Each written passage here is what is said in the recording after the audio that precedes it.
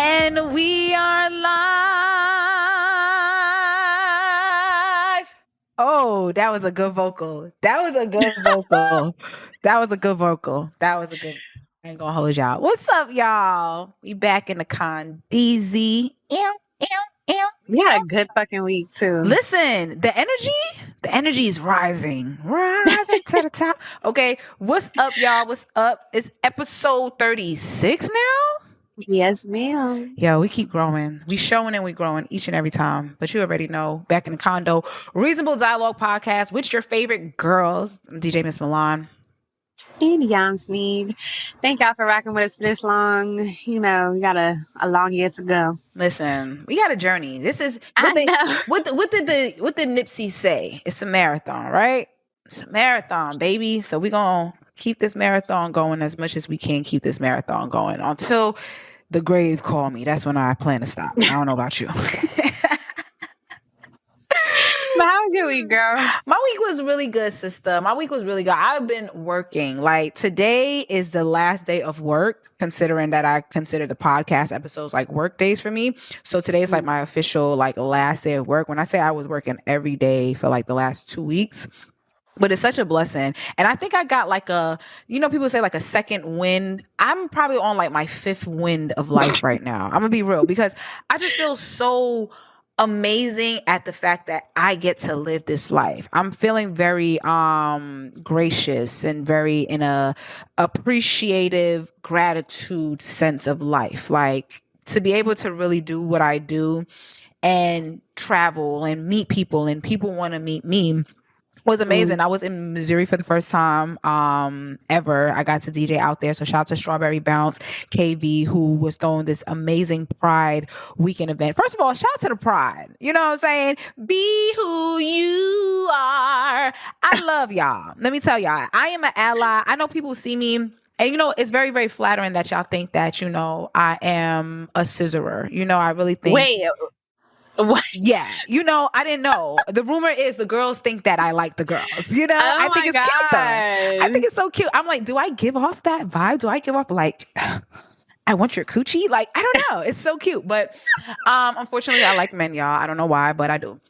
But no. So I get booked for a lot of Pride events. You know what I'm saying? But also I'm very much so an ally. I also make sure like the spaces that I even provide are inclusive of the LGBTQIA community and all of those, because I always think that Black people, Black women more specifically, and the LGBTQ community are very much so like minorities, and we don't get the spaces that we deserve, the safe spaces more specifically that we deserve. So for me, anything that I'm a part of, I always want the event to be inclusive but safe for us, So for that energy and people to book me and want me to be a part of their Pride events, it means the world to me. You know what I'm saying? Like, you could have booked anybody, but you want me to be there and to be celebrating, the anniversaries that I was doing for these events. So I went to St. Louis, Missouri for the first time to do Strawberry Bounce.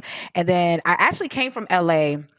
I was able to do the ASCAP Rhythm and Soul celebration, which one, first of all, such an inspiring room to be in. I'm talking about all of these songwriters, producers, everybody that contributes, the underdogs, the smaller, you know what I'm saying, the behind the scenes people that really don't get the recognition as much, because we always see like the main artists performing these songs. But there are people who work in this industry, people who do things behind the scenes, and those people got their flowers at this ASCAP event. So shout out to the whole ASCAP family.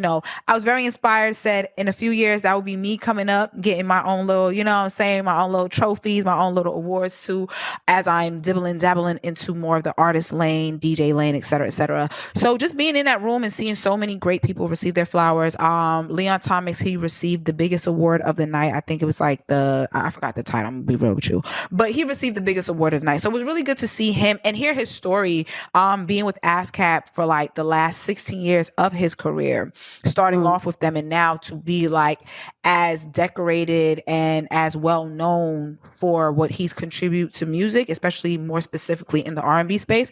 Was really good to see him receive his flowers in that way. The writers and people who worked on Doechie's record, The Nile's a River, got their, flowers too. So it was really dope. And I got to DJ all of the vibes and be seen and see so many people. So very motivating. And I had my first red carpet look, y'all. I'm not gonna lie. I did it before for Billboard, but for it to be something where people like had to literally like, this is DJ Miss Milan, y'all. You know, I ain't gonna lie. The flashes wasn't a lot. It wasn't a lot of flashes. It's okay. Shout out to the 2 people that took my picture. You know, the ones that I posted on my IG, those were the ones that matter. But when I come back again, I know it's gonna be a different situation. But anyways, I went from LA. I got to do the ASCAP event, and also I got to be featured on a panel for I'm losing my train of thought. For women in music. I am musicology. Shout out to them. They had me on a panel with DJ Charisma, who's a legendary West Coast DJ, and also Salt from Salt and Pepper. Okay, I got to speak on a panel with the legendary Rock and Roll Hall of Fame inductee, because they definitely got inducted for that. Shout out to you being a part of that. You know what I'm saying? So the fact that I was in the room with such legends and people who were able to hear my story and be inspired was beautiful. And then we went to the turn up. So I went to St. Louis after that. And then I went to New York to celebrate Pride and, you know, just do my thing. And I came back here to Atlanta to do the pod with my sister. And yeah, that was my week. It was really good though. It was good. It was inspiring.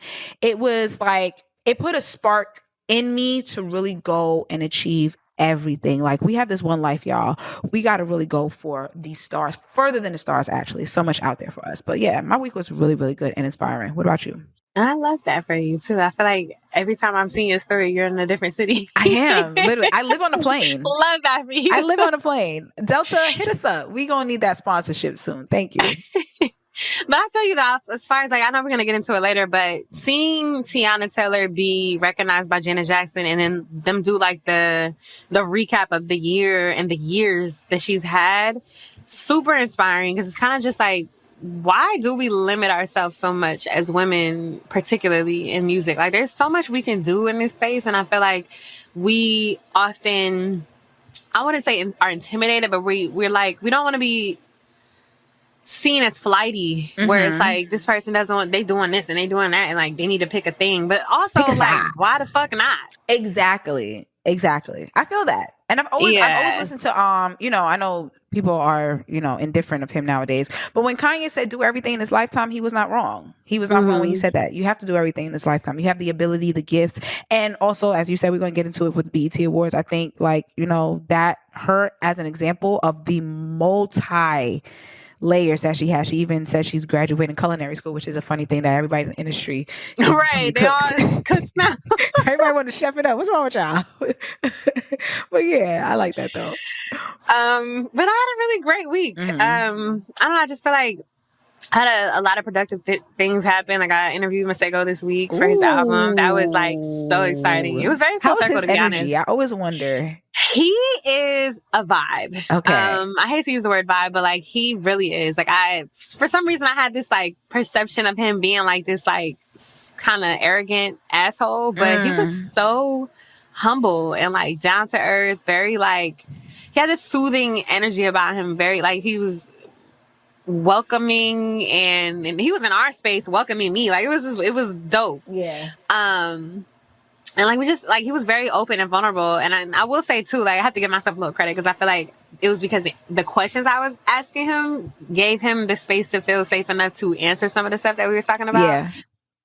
But we had like a very in-depth conversation about like his career, faith, grieving, manhood, like all types of shit. So it was really dope. I'm excited for it to come out. I'll come out with his album in July. You're a great conversationalist. I'm saying that fucked up. Conversationalist.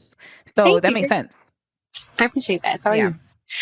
But yeah, so there was that, and then I finally had a chance to meet Zay France. That was incredible. Been a fan of his for a while, but I never really had a chance to like get a one-on-one with him, because there was a little bit of discrepancies between the label and Pandora. So now it's like, we had him come into the office, smooth that over. So that was dope. Looking forward to his project. The album is amazing. And then didn't happen yet, but it's happening. It's coming up. So we're going to I organized a playback and content capture with Fergie in July. Ooh. So I'm very excited about that. Fergie baby from Harlem. Yeah. Okay, the Shout biggest. out to his manager, Jazz. Yeah. So he finally got that on the book. So I'm excited to meet him. I love that for Fergie. I love that for him. Yeah, I know, because it's just like, he really is next. And I hate to like, you know, this person's next, but he really is next. Like, I think since Pop Smoke passed away, I don't think New York has seen a versatile artist in that way. And he definitely can carry that torch, in my opinion. Someone who's so authentically New York that from their presence you just could already tell. And we're missing, I don't want to say missing because people are like, we missing shit, but it's like that distinctive sound of New York, we definitely he captures that for sure. And then he captures it over a lot of different styles of production. I think that's the key here, right? Like I think there's Griselda artists who capture like the essence of New York, but their music is so specific in a certain pocket. Yeah. Fergie music is like, he has something for everybody, but it all sounds like New York shit. Yes. And I think that is what makes him special. But yeah, so I had a really good week just coordinating little shit here and there. And, we'll talk about it later, but amazing week for the pod announcement. Amazing. Special announcement. If you already know, then you know, okay? Hopefully you can get in if you know. But special announcement coming up later. So yeah, I'm excited and getting ready to go celebrate my nephew's birthday at AC. So shout out to him. Happy birthday. It's actually his birthday now. Yeah, happy birthday. Okay, happy birthday, nephew. Going to AC, going to spend auntie's money. I know that's right. So yeah, I had a really good week. I'm not gonna lie. I'm in a very good headspace. Well, you look good. You're glowing. You're showing all of the good things. We glowing, okay? One thing about you, your skin is getting clearer and clearer. Like every time I see you, it's like glowing more and more and more, like dead ass. I keep telling people, like, it's these niggas. Like, when you leave these niggas alone for real, and you just center yourself, I'm telling you, ladies, you glow in such a different way. I've been so focused on my mental health, my physical health, my emotional health. I've literally fallen in love with me. Like, I look at myself and I be like, damn, I'm attracted but you to is you. fine. Like, is it narcissistic to want me? Because I want me. Like, I don't think I want anyone else. And my crush. You know my crush. I believe we have a conversation. Still want him. You want him. Okay, you want him. You know what? I want me in him. Oh, okay. Because I realized as I was dissecting things, it's really not about him. Oh, I know where you're going. Okay. It's about what I see in him that reflects me and where I am, and that I want that. So I'm like, you want you because he's a form of you in a male version. So you really want me. I want me. I want me. So yeah. But I love it though. We having good weeks. We back on the pod, of course. You know what I'm saying? Shout out to our community. Shout out to everybody that come through and be joining us here on the condo. We really, really appreciate y'all for supporting us. Make sure you go stream, go watch our episodes. We don't do these visuals for nothing. You don't see our pretty ass face for nothing. Okay, so please go support the pod. Go do all the things. Subscribe, like, share, comment, do because we appreciate you. On us. Yes. And be there on time. Okay, be there on time. Before the time. I'm not gonna hold y'all. My phone is off that day. Anyways, I think it's only right we get right into it, okay? Because I have to give a big shout out to, first and foremost, the Obamas, because after that comment that was made from that racist jackass who said whatever he said, is not even relevant anymore. The fact that the Obamas continue to live a legacy past the presidential stage is insane to me. And just in some updates of some news that's going on, the Obama Presidential Center is officially open. Okay, so Barack Obama has opened a museum, library, and an education project in Chicago. Shout out to Chi-Town. I'm going to be there this summer, so I'm going to definitely go check it out. To commemorate the presidency of Barack Obama, the 44th president of the United States. 44, that's a good number. That's a big good number. The center includes a museum, community, and a conference facilities and houses.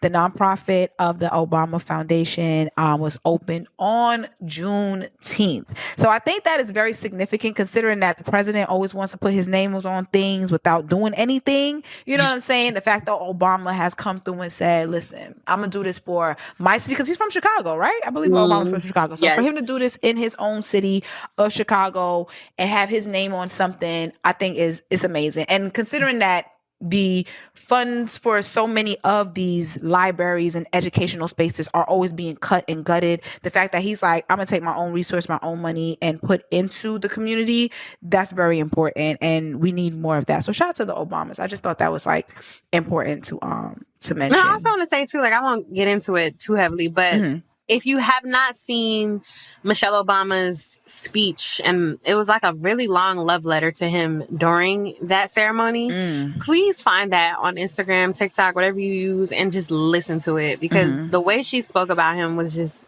incredible. And I truly hope, like, if I fall in love, it's that. I have to find it. I'm gonna watch that clip, after. I was like, literally, if I'm being so honest, like, that shit had me tearing up at the end, because the way she spoke about him was just like, this is what love is supposed to be, for real. Like, that shit was so special. I love that. I love them, though. I love them. I really do. I think they are a good example of family unity and just being some bomb ass Black people, if we can be honest. Okay. You know what I'm saying? They look good. Right. You know what I'm saying? Money long. I like it. I like the Obamas still. Beautiful daughters. Beautiful daughters. Beautiful daughters. Everything. And people who are not problematic. You know what I'm saying? You don't ever hear about their daughters in the news doing anything crazy. The most that these niggas try to say is Sasha smoking weed. cigarettes. Okay. So what? Great. You niggas smoke crack. The fuck? Anyways. Oh my God. Also, she's grown, but grown as hell. Grown as hell. Speaking of grown ass women, I know everyone's seen the Knicks definitely winning the championships, and the fact that it has turned so many people upside down, turn them around. But one lady, a grown ass lady, has decided to has gone viral due to her deciding to take the New York's themed trash can that was going around during the parade. Her name goes Angie Baez. I don't know. She's Spanish. How do you say this? Yeah, I think it's Baez. Okay, Baez. Okay, Angie Baez, who was the former director. I'm sorry. I'm sorry. It has to be, though, because she no longer has this job. Former director at JPMorgan. She was reportedly fired after video of her surface of her stealing and I say stealing because words mean things, y'all. You get what I'm saying? Words mean things. She was stealing the garbage can. Right. She was and I had to do Googles because I never want to talk without having some form of knowledge. So I'm like, okay, is the trash can a piece of city property? It absolutely is. Yeah. So off of the grounds of that alone, she could have gotten fired because she was recorded stealing in public. Regardless of if it was a garbage can, it does not belong to her. Even beyond that, like littering in public, like everybody's skipping over that part. She dumped an entire fucking trash can on the city sidewalk, which was already dirty. The trash was overflowing. So, the entitlement there is beyond me, honestly. Like, you steal the trash can, to each his own. To me, it's like, you was recorded, we knew how that was going to end. Yeah. But I'm not even mad at that. I get it. You fanned out. But you dumped an entire fucking trash can of trash on the sidewalk for someone else to clean up. Like, I don't respect that. And that I agree 1,000% with that. The fact that you did that and someone else has to now clean up the mess that you contributed even more, it was really piss poor behavior. And I can see why anyone would be like, okay, if you could steal a trash can, what else can you steal? And I think that's like, everybody was saying like, whoa, I'm not really understanding why she would get fired from her job. And it's like, you have to understand, she works at a bank. Exactly. So if you're stealing, it's like a morality issue. It is. It's very, and I think that's the part for me that people were not grasping, because I did see, people have their difference of opinions. It's like, oh, well, she's only... It's just a trash can. Wait till she starts stealing money out your account. Right. Or the fact that she was a woman, you know what I'm saying? Saying like, well, because she's a woman, they just wanted to fire her. I believe she was making like $250,000 a year. You see, and even that, when I seen that, I was like, sweetheart, you have no reason to steal. You have no reason. You could have literally gotten a custom trash can yourself. You could have really paid somebody, an artist, anybody to really. You could have went to the fucking city council yourself and bought it off of them with that salary. Like, they would have gave it to you, I'm sure. She could have bought a few trash cans with that salary, to be honest. And now you don't have a job. A job in this economy. And you look crazy online. You're viral. And now this is literally what they call it, digital footprint. This is forever going to be a part of your DNA. You're the lady. You're the trash lady now. You're the Knicks trash lady at that. You get what I'm saying? What? She might actually come up with this whole situation, if she spins it the right way, because what she could do is go work for sanitation in a high level position, since now she's the trash lady. Marketing, hello. Is y'all giving her a whole new position? You don't work at the bank. You work at the sanitary department, okay? But I thought when I saw the video at first, my first reaction was disgust. I'm not gonna lie. And it wasn't like disgust towards like her, like, oh, you're disgusting. It was just like a this is nasty. Like, New York streets are disgusting. Let's be honest. And then I even, like, to your point, I seen somebody kind of, because I didn't think of it this way, like, my immediate was like, ew, because it's mad trash. Yes. But then as he starts explaining like the type of trash that would likely be in there, I was like, oh, that's nasty. You like, he was have like, boo-boo. you know, the construction worker, piss in a cup, dump it in there. Like, oh, needles, right. Like it could have been anything. You could have got leftover poked food, up. all type of rats, all types of shit. All like, types sweetheart, of shit. That's what you want in your house?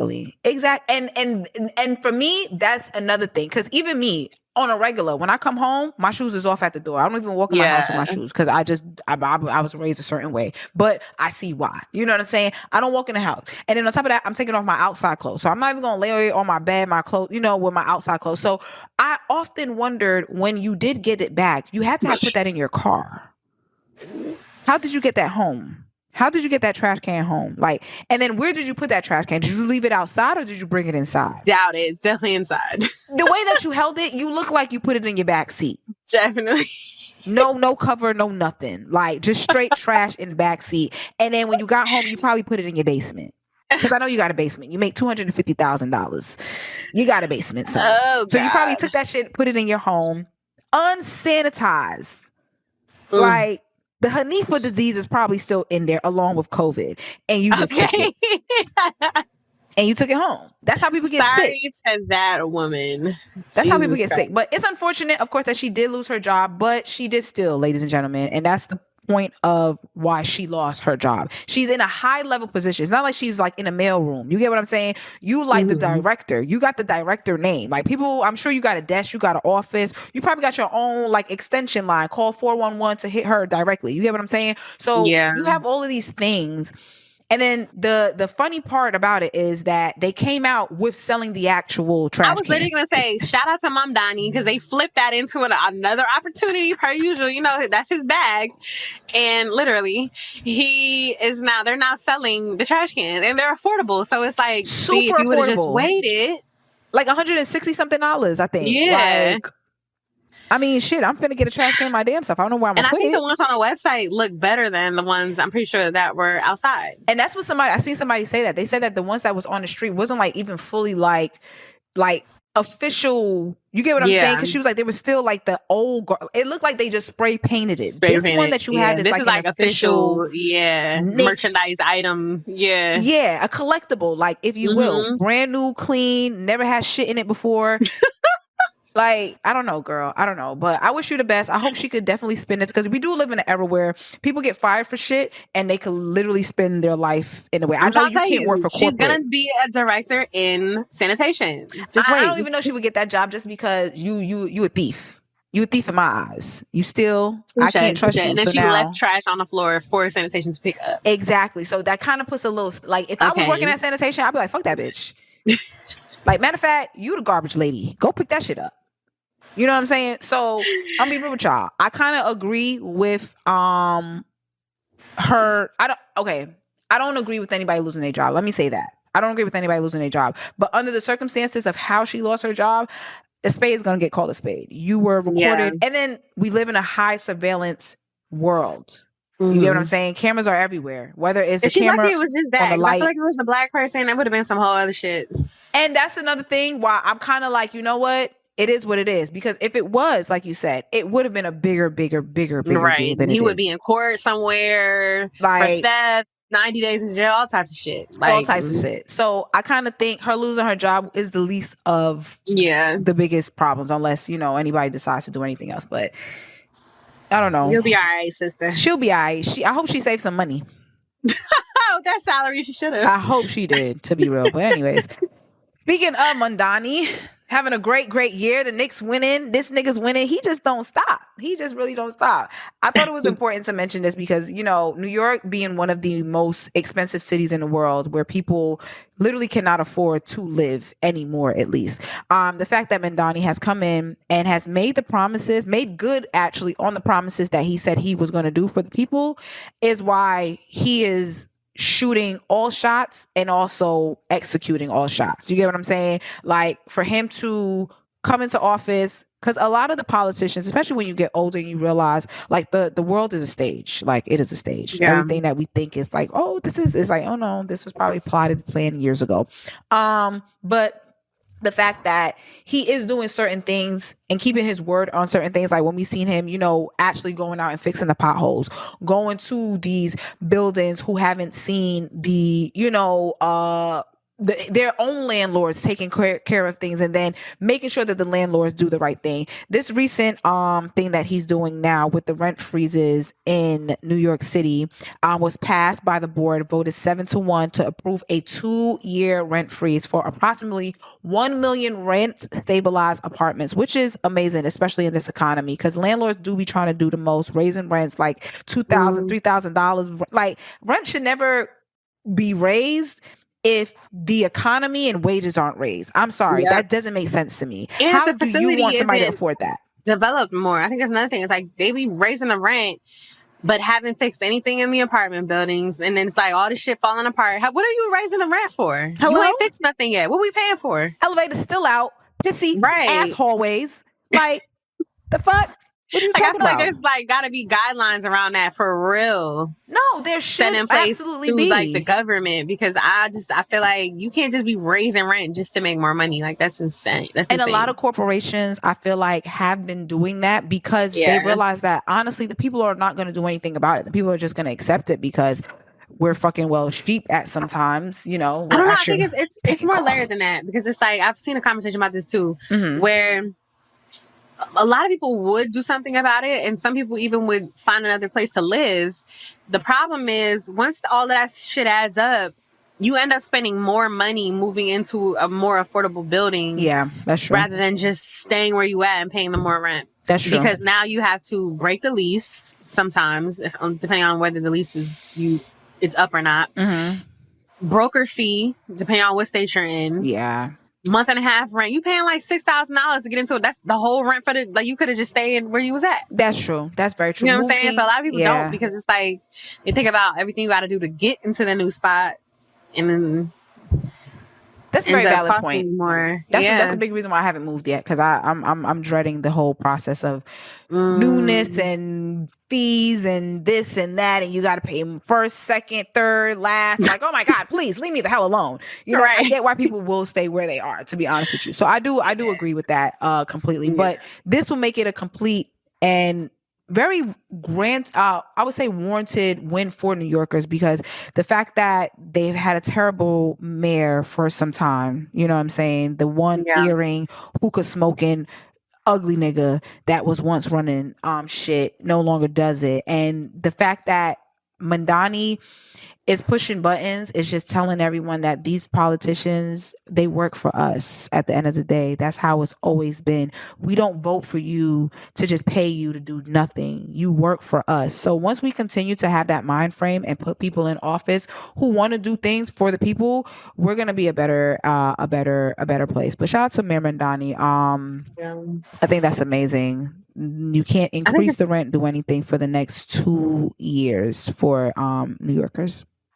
I think it's dope too that he's young, because I think between him and I think the governor of Baltimore or the mayor of Baltimore. Oh yeah, shout out to the mayor. I think he had the lowest crime rate in 50 years, and they're both around the same age. So I think the other thing that everything with both of them is showing the country at this point is that one, youthful leadership might actually be a lot more productive than these old ass dinosaurs. Hello, get them out.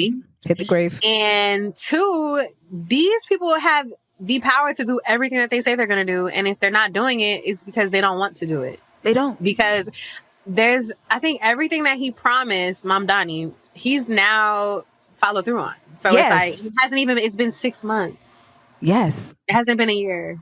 Yes. So it's like, imagine what he's y'all going to do doing? in the next 2, 3, 4 years. I'm not going to lie. I can totally see a reality where he runs for president.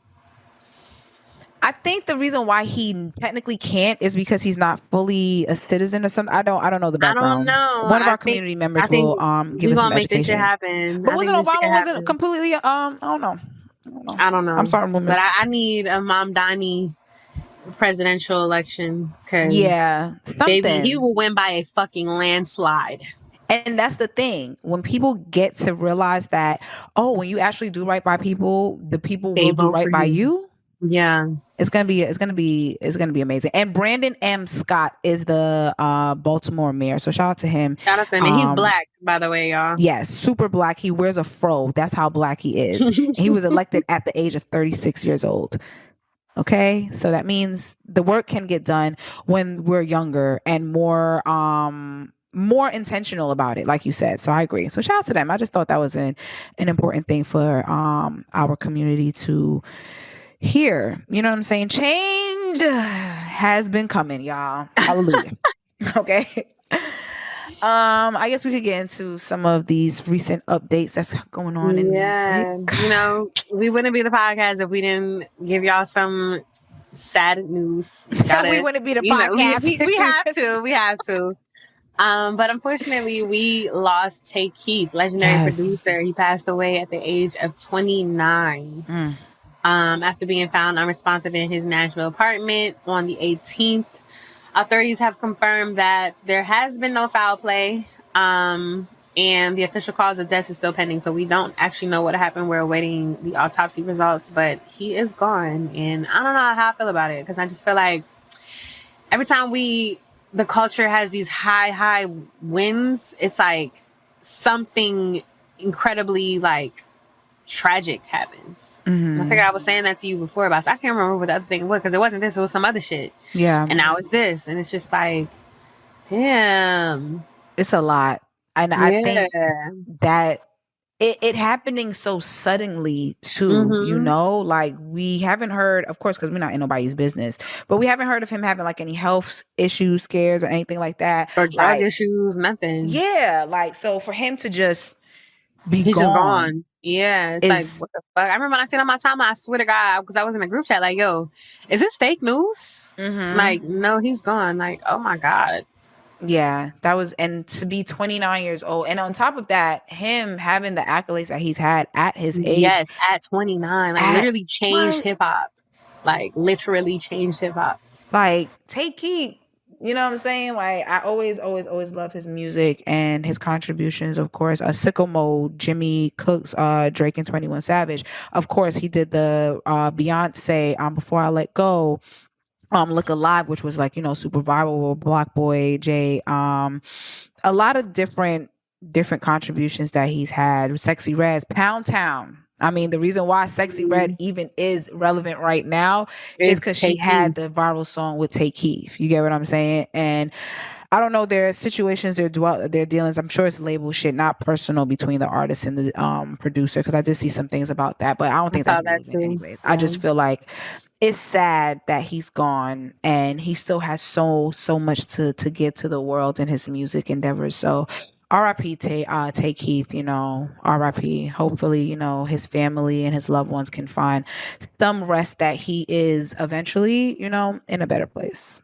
You know, so who else? And in is more on this? solemn news, we no longer have the legendary Clive Davis. He has passed away at the age of 94. A lot of mixed comments about this. Not gonna lie, I'm seeing, and none of it is wrong. I think everything I've seen, you're right, and you're right, and you're also right, and you're also right. Yeah, I think everyone is valid in how they feel about things. I really think. You know, and of course, let's talk about the good stuff first. When it comes to Clive, you know, he has his contributions of discovering so many amazing artists. One being Whitney Houston, you know what I'm saying? Being very decorated as far as awards and doing what he's done. Mariah Carey, all of these great, accolades that he does have and contributed to music. But there's also another side that people are not shy from speaking about, where it's, some bad business and some bullying and some, different things that other artists have went through. I remember, which was always viral, but remember Michael Jackson talking about Clive Davis is the devil. That viral clip that had went around to Whitney passing away during his party. Yeah, and the party's still going. A party anyway. Yeah, and then they asked about it. She would have wanted this. No, she wouldn't have. No, yeah. You know damn well. Come on. It's funny, and it's, once again, I don't want to disrespect the dead, but people did say that I seen a TikToker, I'm gonna send it to you, but I seen a TikToker, somebody placing him as the character Remick from Sinners, that he gave very much so Remick kind of, because it wasn't about just stealing Black music. It was about profiting off of it, but whitewashing it at the same time, if that makes sense. Because I believe there's stories. I haven't done a deep dive in it, which I will do my history just to make sure, I know what's going on. But something with Phyllis Hyman. She passed away. I think she committed suicide. Something, the shit she was dealing with him. Yeah. Yeah. That background story with him and Phyllis Hyman and just, other artists that had some type of strained relationships. Unfortunately, that they are no longer here to. Yeah, I think there was a whole list of them. There's at least 5. It was a whole list. Saw that. Yeah, I was like, oh, and a lot of them died by helicopter crash, this kind of crash, plane crash, like certain things, like we say, and I'm gonna be the one to say it too, because Tiana Taylor's the one who said it tonight. She said verbatim, she said the industry can be, I think she said dark or evil or something like that. She mentioned, alluded to that, but then she stopped and said she stopped by saying that it can't be. She said that it is. Like, she was definite about that it is. And it was like a refreshing to see an artist say that who's in the industry. But anybody who's in it, there's good and bad sides to everything, of course, but the music industry does have a very dark side of it, whether it's the sex that goes on, the drugs that are dealt with, and the stealing and the misuse of people, and, stealing ideas and just continuing to just do bad work in order to profit off of people and their talents and their gifts, and not being good to those people, not paying those people, type of things.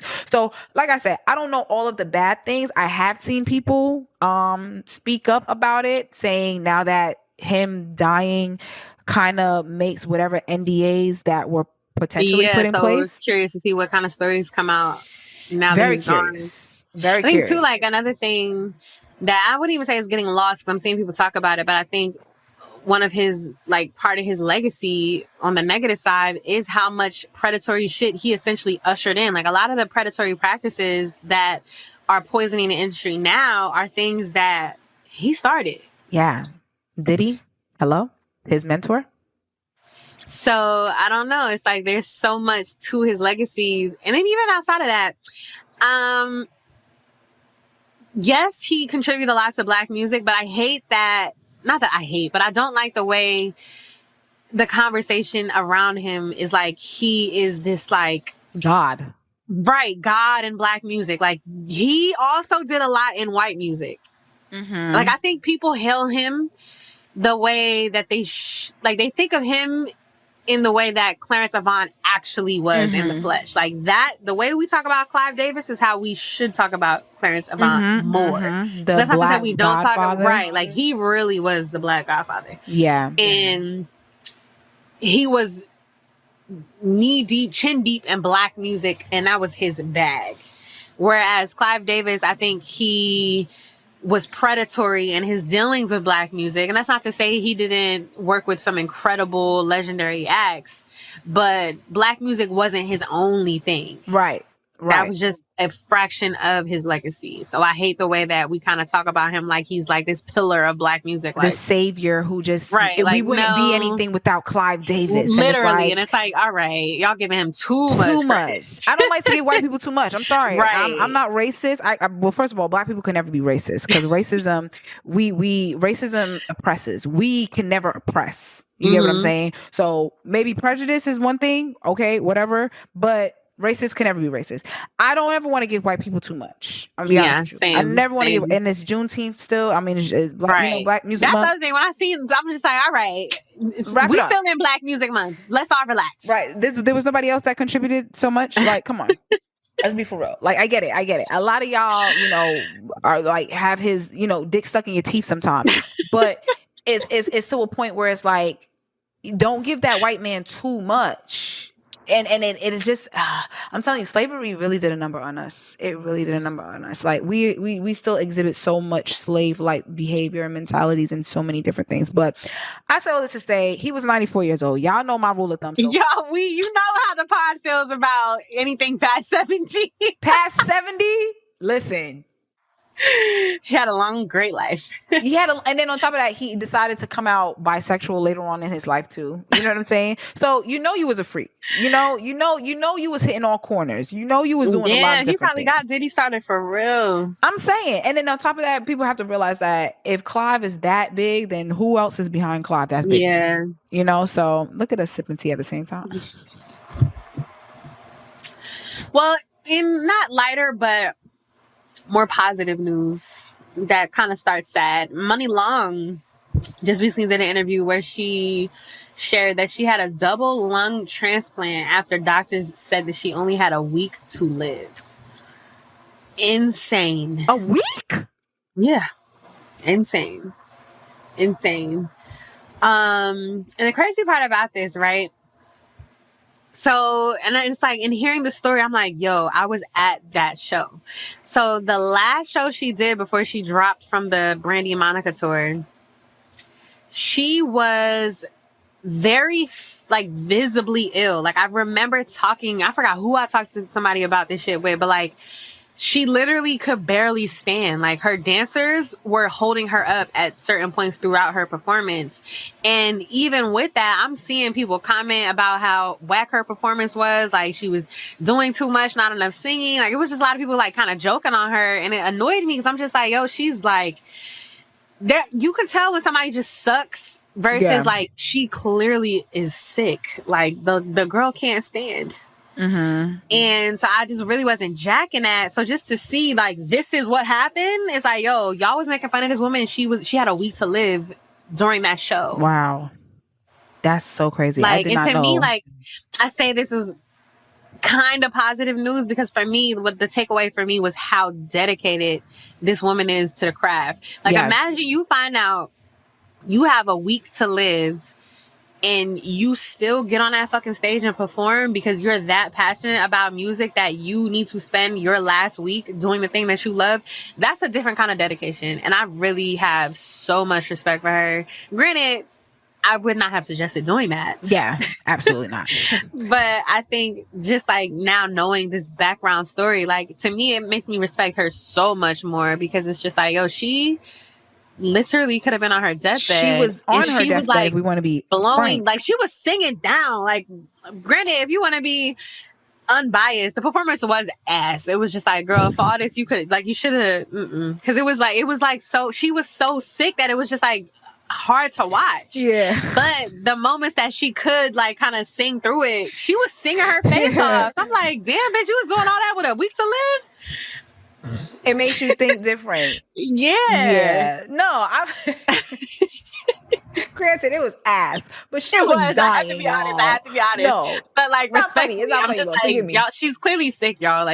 Stop talking shit about her. It's crazy. Yeah. No, but you know what? I think that goes to the conversation again of people being too comfortable speaking on people without knowing what's going on. Because the same thing happened with Chad. Yep. I forgot about Boswick. Boswick, yeah. Same thing happened with him. All of these people that you see who come out, whether they're either super skinny or they get really big or whatever the case may be, people are so quick to want to judge and have something to say that you don't know what's going on, you know, and that's so sad to know that. God forbid if she was to have passed, God forbid, God forbid. We're grateful that she's still here with us. But God forbid if that was not the case, people will be like, oh my gosh, I didn't know. And it's yeah, mind your motherfucking business and stop talking shit. Now, like you said, if you want to be honest and call a spade and call a spade, but knowing that knowledge now, I do agree that that is sad and tragic. But it also makes me think of even Charlie Wilson. I believe he came out recently saying that he had like 5 fucking strokes. Yeah. 5 goddamn strokes he had, and he's still performing. And to be honest with you, that breaks my heart because it makes me feel like, do these artists really get a break to even heal in that way? Because her having this diagnosis from the doctor, granted, we can say yes, she wanted to still fulfill her passion, but it was a thing of like, did you really need to be on this tour financially for anything? You get what I'm saying? Like, because it kind of gives like a lot of artists nowadays, let's be honest, the money that you make is in the touring. Artists are not, and she's a singer songwriter, like decorated, like royalties, all of that. So I'm sure she's sitting pretty on a chunk of things too. But I just remember seeing this TikToker earlier today who was speaking on it, and it was just saying like, people have to understand that artists, unfortunately, we don't look at them as workers. Like, this is still a job. You know what I'm saying? So even if you were to suffer some type of sickness, do you have the ability to like step away and just take care of yourself and take care of your health? Because I think it's crazy that after 5 strokes, you're still trying to perform. And I would rather it become because of a want than a need, if that makes sense. That's just the only point that I want to make for that. So I hope she did the tour because she wanted to and not because she needed to. Yeah. But that's still tragic all around. But I'm glad that she's doing better. She's okay. I am. I'm so happy for her because like, I truly hope that this transplant, because she was saying too, like her voice sounds better now with the new lungs. So like, I hope that she has a better quality of life. I hope she's happier. I hope that she has a long life now. Like, I really hope she's okay. Yeah. Really hope she's okay. Muni Long, man. That's difficult shit to deal with, but I'm glad, like you said, that she's doing much, much better.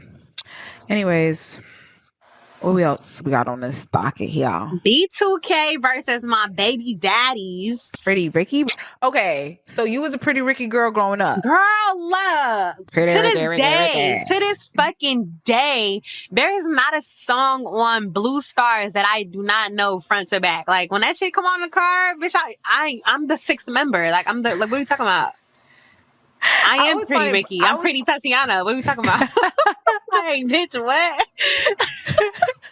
I always found it funny that them niggas called themselves Pretty Ricky though.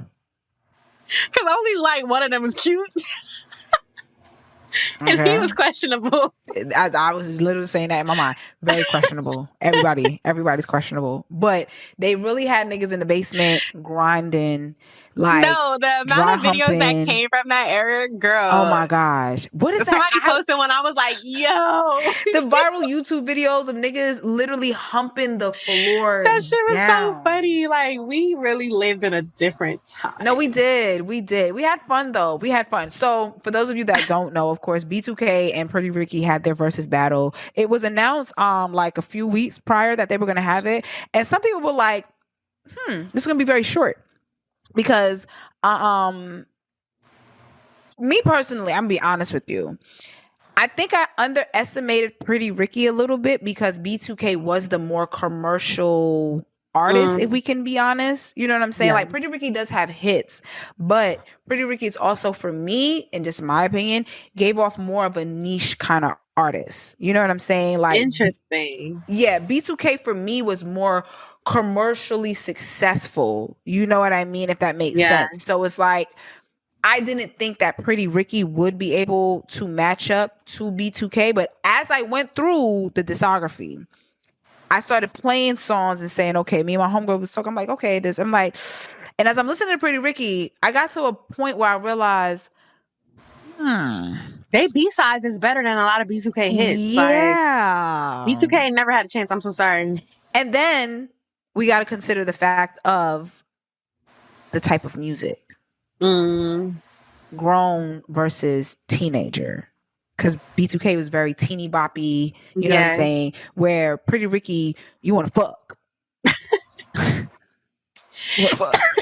Okay. Then I will say, and this not, I wouldn't even say the verses made me feel this way, because I've thought this various times throughout adulthood, but like sometimes I revisit them albums and it's like, we was really in 7th grade singing that shit. Like, we had no business singing any fucking thing on that. Like, there's nothing on them albums that were appropriate. Not a single song. Not a single one. Not a single one. My God, today. That's why we was in the basements dry humping. Okay. Okay, No, we was not oh my supposed God. to. But I had to look at the scorecard real quick because I was trying to catch up to it. I didn't watch it live when it dropped, but I know they started off. B2K came out with Girlfriend, and Pretty Ricky came out with Grind With Me. Started off super duper strong with Grind With Me. I was like, damn, y'all gonna hit them with that right away? I was nervous. I was a little nervous. And then as we go on, they did B2K, Your Body, Pretty Ricky, and I was like, love Your Body. I'm sorry, B2K, I love Your Body, but Your Body compared to yeah, it's not gonna stack up. Gots to Be versus Juicy. That was a good one, but Gots to what Be it went was against, it was one, but I don't know. I just overall, Pretty Ricky won this. That's what down. I'm saying. Like, I don't know. I love B2K down, but there's nothing in that fucking catalog that I'm like, I'm never gonna play that before I play Blue Stars or that other album. I forgot what the other album was, but that one had the second album had a couple on there. Yeah, I didn't really like the second album that much. Like, there was a couple singles on there that I liked, but like Blue Stars, they could have just played the album song to song, and that would have won for me. Love Like Honey, Nothing But a Number, Get You Right. I mean, when I started hearing some of these things, I was like, and then not to mention their live performance. Which one did they perform live that I saw? It was a clip of. They sang. It was so good. Let me look this shit up. Hold on. Pretty Ricky. They really and they wasn't sounding too bad. I don't know. I know the sound overall, which is another thing. Versus, come on now, like, y'all got too much money for sound to be still fucking up in this stage. Like, Nothing But a Number. Yes. Oh yes. The what was it? The guitar or whatever that shit instrumental. Was so fucking fire. You say it's 'cause of my girl, but I drank nothing but a number. Hit that note, P. It ain't nothing but a number. Baby. No, that little say that part. I'm sorry, there's no B2K song that's beating that. Even the rap verse says, I'm a young man, but my dick grow up. Like, come on. What are we talking about? I'm so sorry, B2K. Pack it up. Like, no, for real. Y'all came to lose. From Baby Blue to the Sparkle nigga, the one with the dreads, I forgot his name. Spectacular, yes. He was freaked out. He's a freak. That nigga's freaked out. It's so too much sometimes.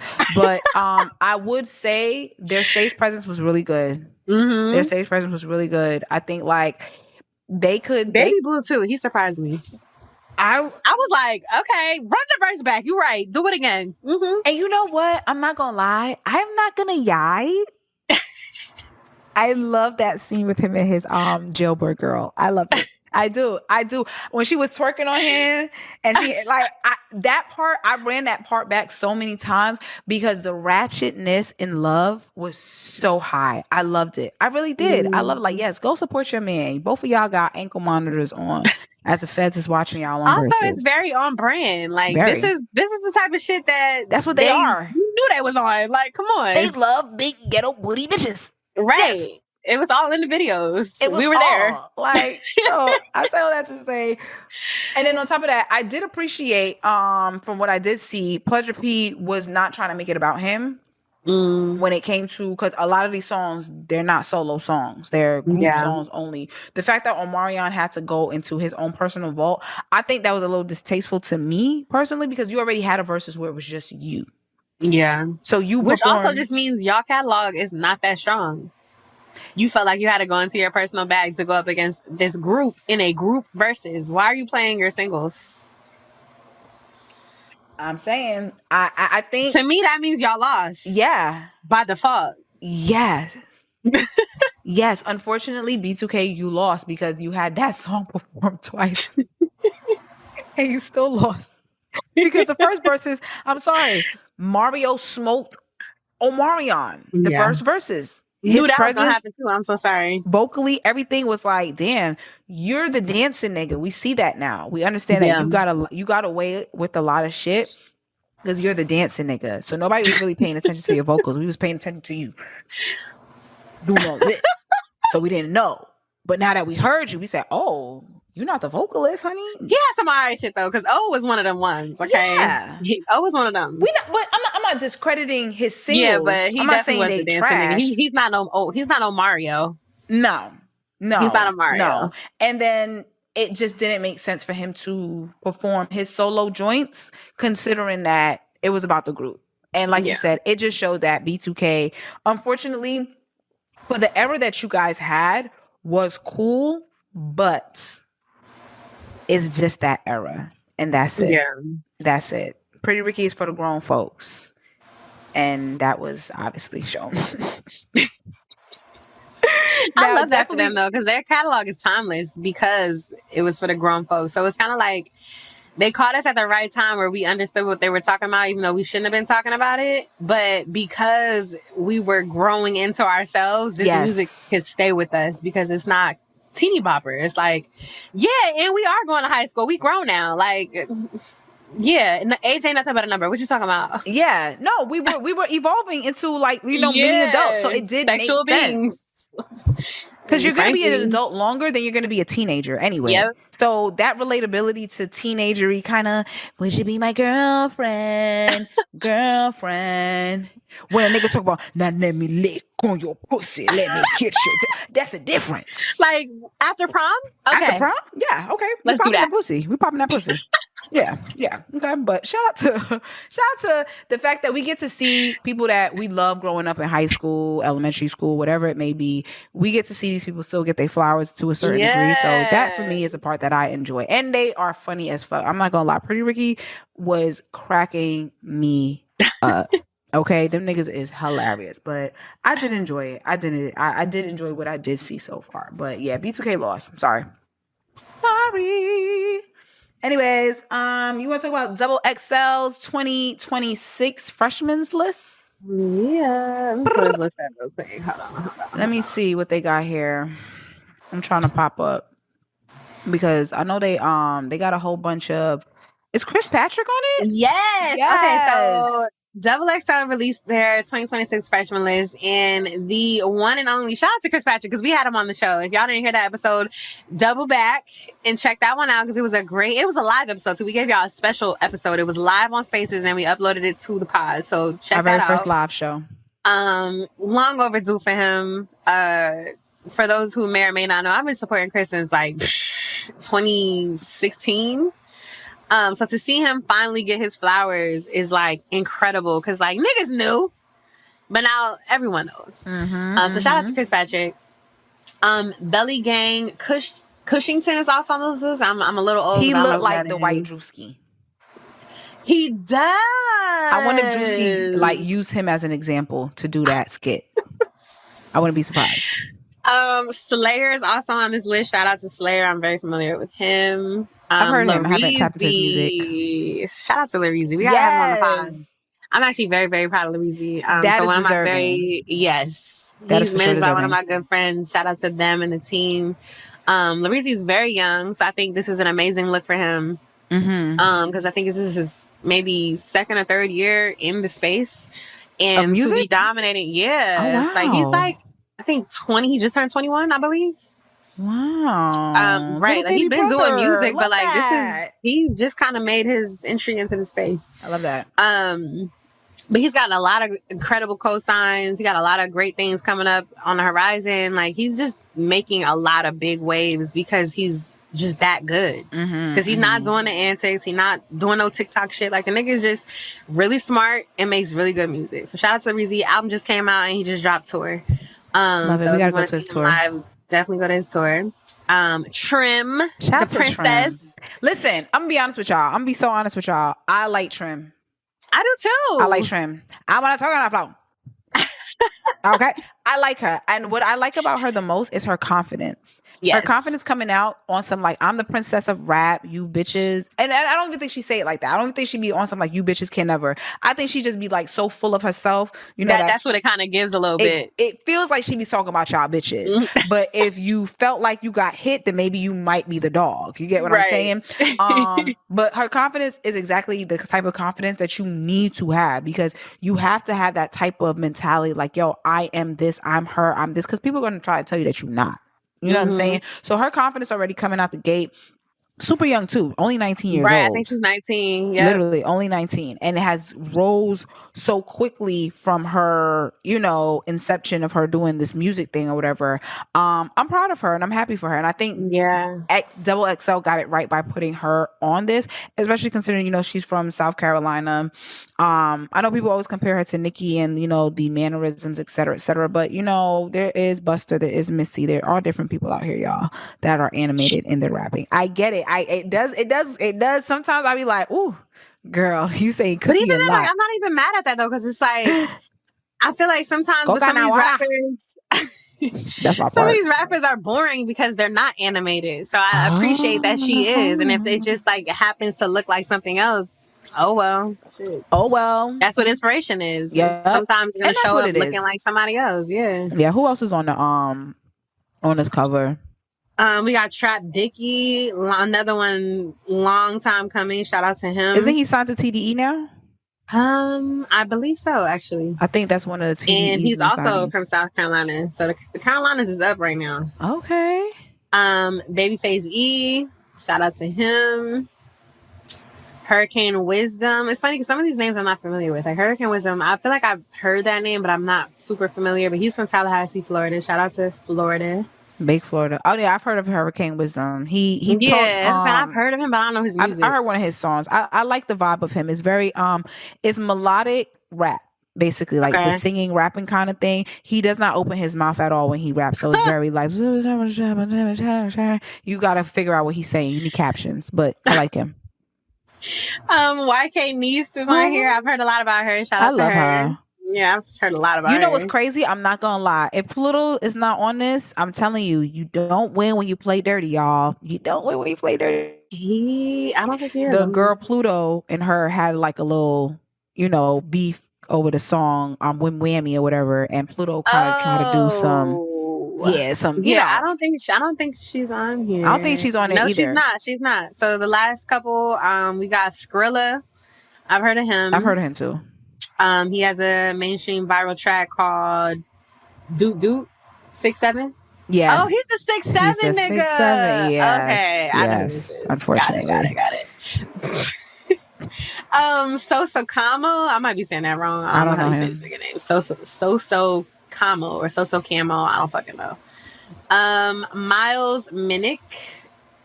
I'm not familiar with him. He's a Christian hip hop artist. I think that's dope. Oh, that's cute. That's dope. Yeah, I didn't know that. Okay, that's cool. Let me see, because I'd be listening to some. I know y'all don't be liking Christian rap. I don't be liking it either sometimes.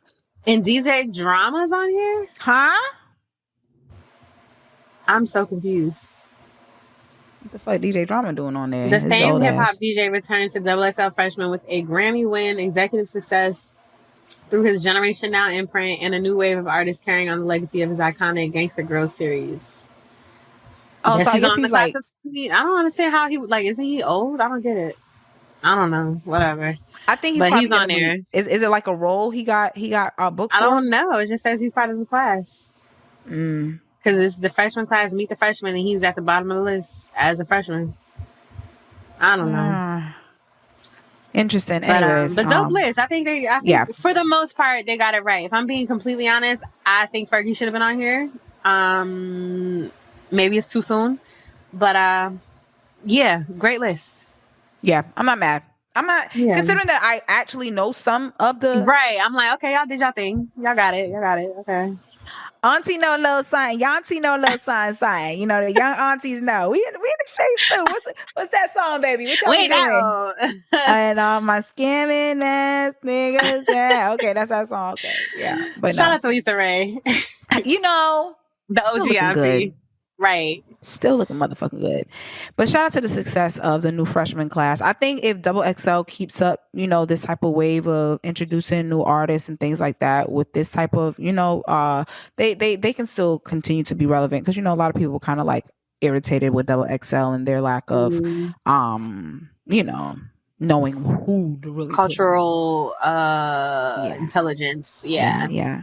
Anyway, speaking of cultural intelligence, Lizzo new album, Bitch, reportedly sold 2,700 copies in its first week, according to Rolling Stone. Now, I think this is a great conversation to have just because, Lizzo would be, if not, my bad, would be considered a mainstream artist, right?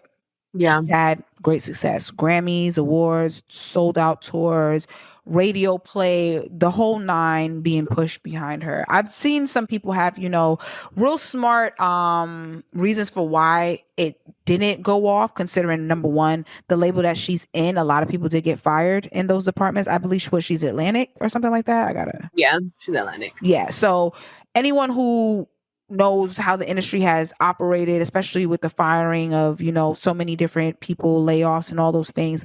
I do agree with the fact that the same people that maybe have come up with her in the label situation, signed with her exactly, worked with her in that department may not be there anymore. And considering that you do have priority artists like your Cardi B, who's on Atlantic as well too, the money makers of the labels are going to get majority of the things and the attention, et cetera, et cetera. Personally, I didn't even know Lizzo was dropping an album. I didn't see any marketing behind it. I didn't hear any buzz behind it. I know she was dropping singles after singles, but nothing really was quote unquote sticking, if you want to be real. I mean, I think it's bigger than the team. I think it's her and the direction she's heading in. I think she had major success as a pop artist, and her music very much catered to wider audiences. And now she's very heavily leaning into a blacker sound, and has been, like, even the way she's been kind of like positioning herself within the culture, like all that rap stuff she was doing, like very off-brand for what we knew her for. Granted, that could have been her the whole time, but that's not what we knew was the brand. So it almost feels a little forced and disingenuous, and I think that is what she's having a difficult time solidifying. It's like this new direction that she's in, and people don't believe it. So I think a lot of like the fan base that she has, I don't even think that they're not necessarily seeing the content or not engaging with it. I think they're seeing it, and you have a specific fan base. So this new like direction you're heading in does not align with that fan base, which is why they're probably not engaging with it. So now it's almost like you're starting from scratch. Yeah. So if you're starting from scratch with 2 million followers, hypothetically, if them 2 million followers followed you for pop and you're now making hip hop R&B, why would I engage with that? This is not what I came here for. And this is also why in that same conversation, I always tell artists, you have to be so particular and strategic about how you are presenting yourself and the music you're making, because if you switch too quickly, you will lose everything you've built, because your fan base is looking for something and you have to establish that before you start trying other shit. And I think that she hasn't been out, in my opinion, that long to where it's like, okay, she's giving us mad pop shit, like we're ready for something new. I think she had pop success for maybe, and I might be wrong, so don't quote me, but I feel like maybe 3 or 4 years, if that. I don't feel like it was a long run. She just had like really big success. Yeah, I googled really quick. Her original independent release was in 2012, but her major label debut with Coconut Oil was in 2016. And then, of course, her breakout song "Truth Hurts," I believe, was the one that really got her. Like, what year was that? 2017.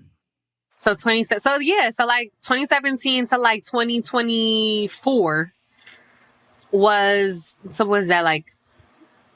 No, actually, that's kind of a long time. Like, just like 7 years. Yeah. But I don't know. From breakout commercial pop success. Yeah, like I think that was her bag though. So it's like, I don't know. I don't feel like she put out enough music. Huh? I said, is Truth Hurts or Lizzo herself, would she be considered more like in the pop lane than she is in anything? Absolutely. Absolutely. Yeah.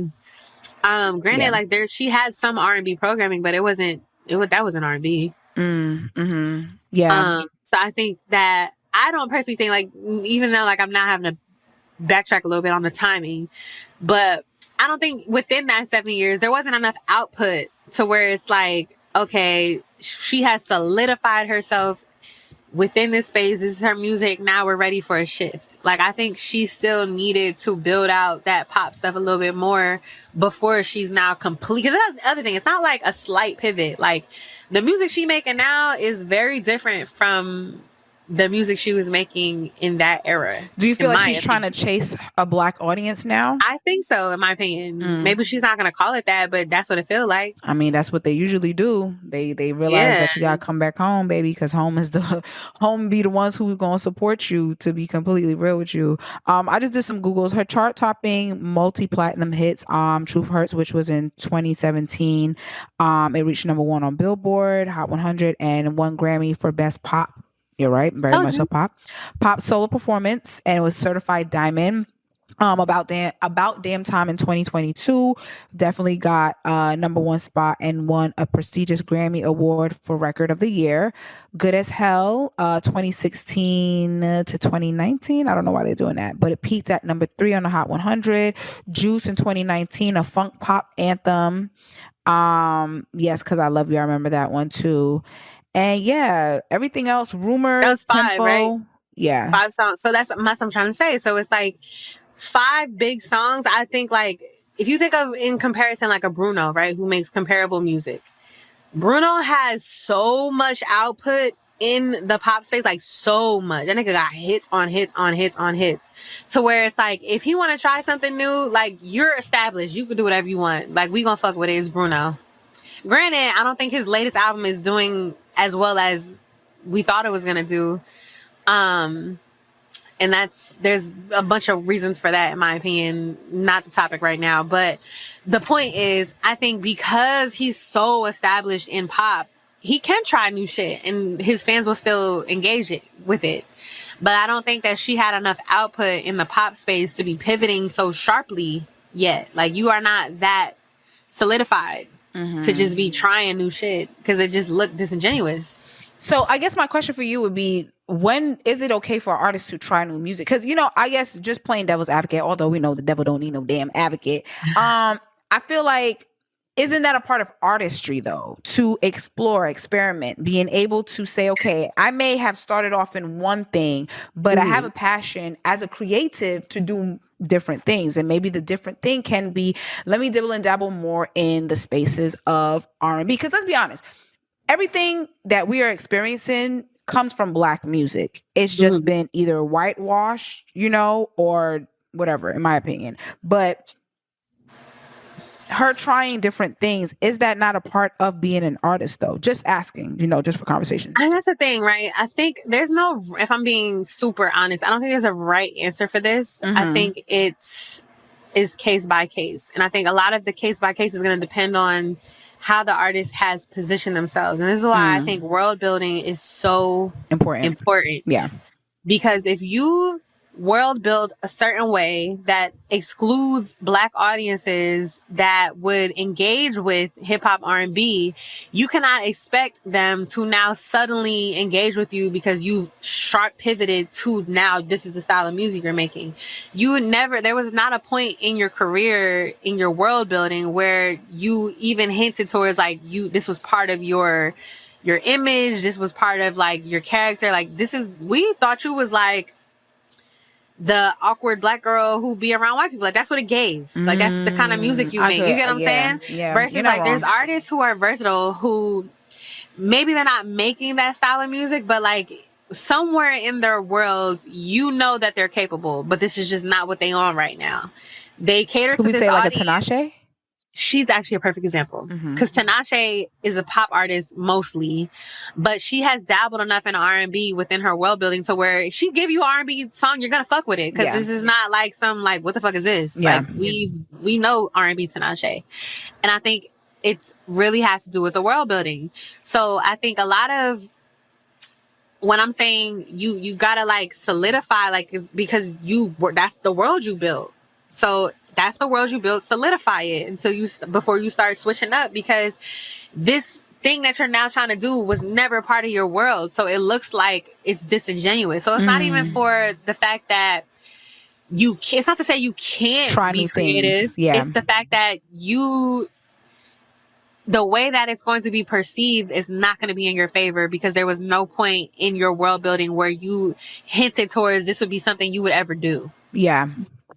Yeah. I agree with you on that 1,000%. You're totally tracking on that. And I as I'm in my mind seeing it, like, I'm gonna be real, if I was to ever play Lizzo's music, and no disrespect to her, but I'm playing it for like the corporate bags, I'm playing it for like the white crowds. I'm not necessarily throwing on that Lizzo at the R&B parties, or you know what I'm saying, like nobody ever says, yo, throwing that new Lizzo, and no offense, Lizzo, if you ever watch this, I don't know, people be watching shit sometimes, but it's never to degrade you or say that you're not a good artist, because I do believe you are a talented artist. I do love the fact that you could perform down, you could dance, you could dance Flute, down, all of that. I love her. all She's of amazing. that. I would also say too, a contribution that I've noticed, which people may not want to say out loud, but it is the truth. Her weight loss plays a part in that too. Because of the community that she's built, being the bigger girl, no offense, guys, I'm not saying that, but I'm saying it in the sense of how she's come out. She's been the advocate for being big and being beautiful and being accepted that way. So I do think, because I've seen conversations about this too, where people feel somewhat of a disconnect in the sense of her losing weight, and how that also affects the music, because the audience in the world, like we said earlier, that you did build, was about empowering the bigger girls, making them feel seen, sexy, love, all of those things. So it's like, do you still lose, although you're not, I don't want to, I'm trying to say this as respectful as possible. Although you're not the same size you once was, right? You're slimming down. You're cutting down, you're trimming down. You know what I'm saying? You look good. You look good, girl. You look good before. I always want people to understand a pretty face is pretty whether you skinny or you not. Like, that's just a fact. She's a pretty girl. People have said that even that can contribute to the fact that there's also that disconnect, because it's like you are transforming into a whole new person that is also affecting the music, if that makes sense. You get what I'm saying? Because it's like, how can people? I think that goes into the world building too, though. Yeah, that's what I'm saying. Let me give you a comparable example. And I think now this part is, I'm talking about the language that you're using surrounding your journey. Maya the Don also has gone on a weight loss journey. And when she was bigger, it was never like she was empowering bigger women. She was very confident. Like, it was always, that was her brand. Yeah. And now that she's losing the weight, the conversation that she's forcing the conversation. Like, she literally just did an interview during BET weekend. Somebody was asking her about her weight loss journey. And she was like, she immediately corrected them. This is not a weight loss journey. This is a mental health journey. I did this to get my mind right. So when you control the narrative, you control the audience. And I think that the narrative that Lizzo created around her weight loss almost was like rejecting fatness.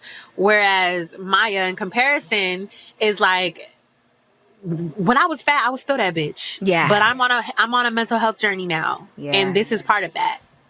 So people aren't going to look at her differently because she's slimmer, because it's a mental health journey. Like, she's trying to get her shit together. It has nothing to do with, I don't like being fat. Fat women is fat women now.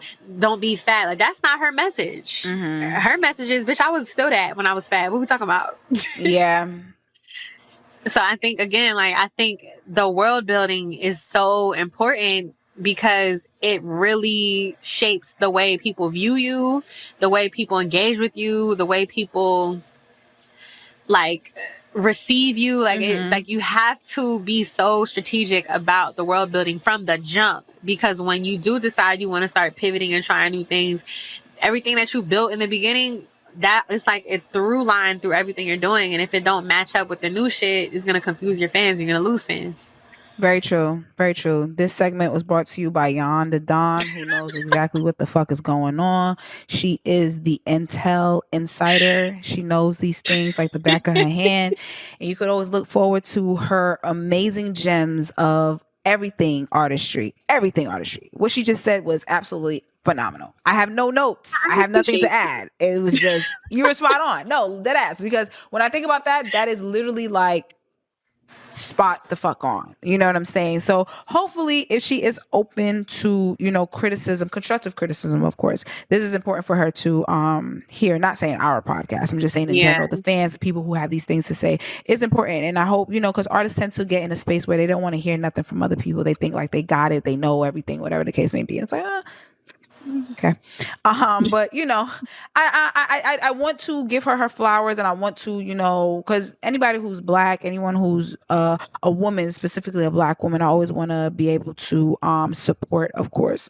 But I do agree, like, it is world building. It is her trying to still, maybe in a way, still trying to find herself as an artist, and I agree. She just has to give herself the time. And I do appreciate now, because artists tend to, when they reach heights, they stay up there until they're forced to have to come down and talk to us. And I see her interacting more with the people, responding to things, et cetera, et cetera. So hopefully, she can get back into that and find a new chapter of this Lizzo world that she has to dominate and continue to, do what she does. Because I do think she's a phenomenal performer. And I do think there is a space and place for someone like Lizzo.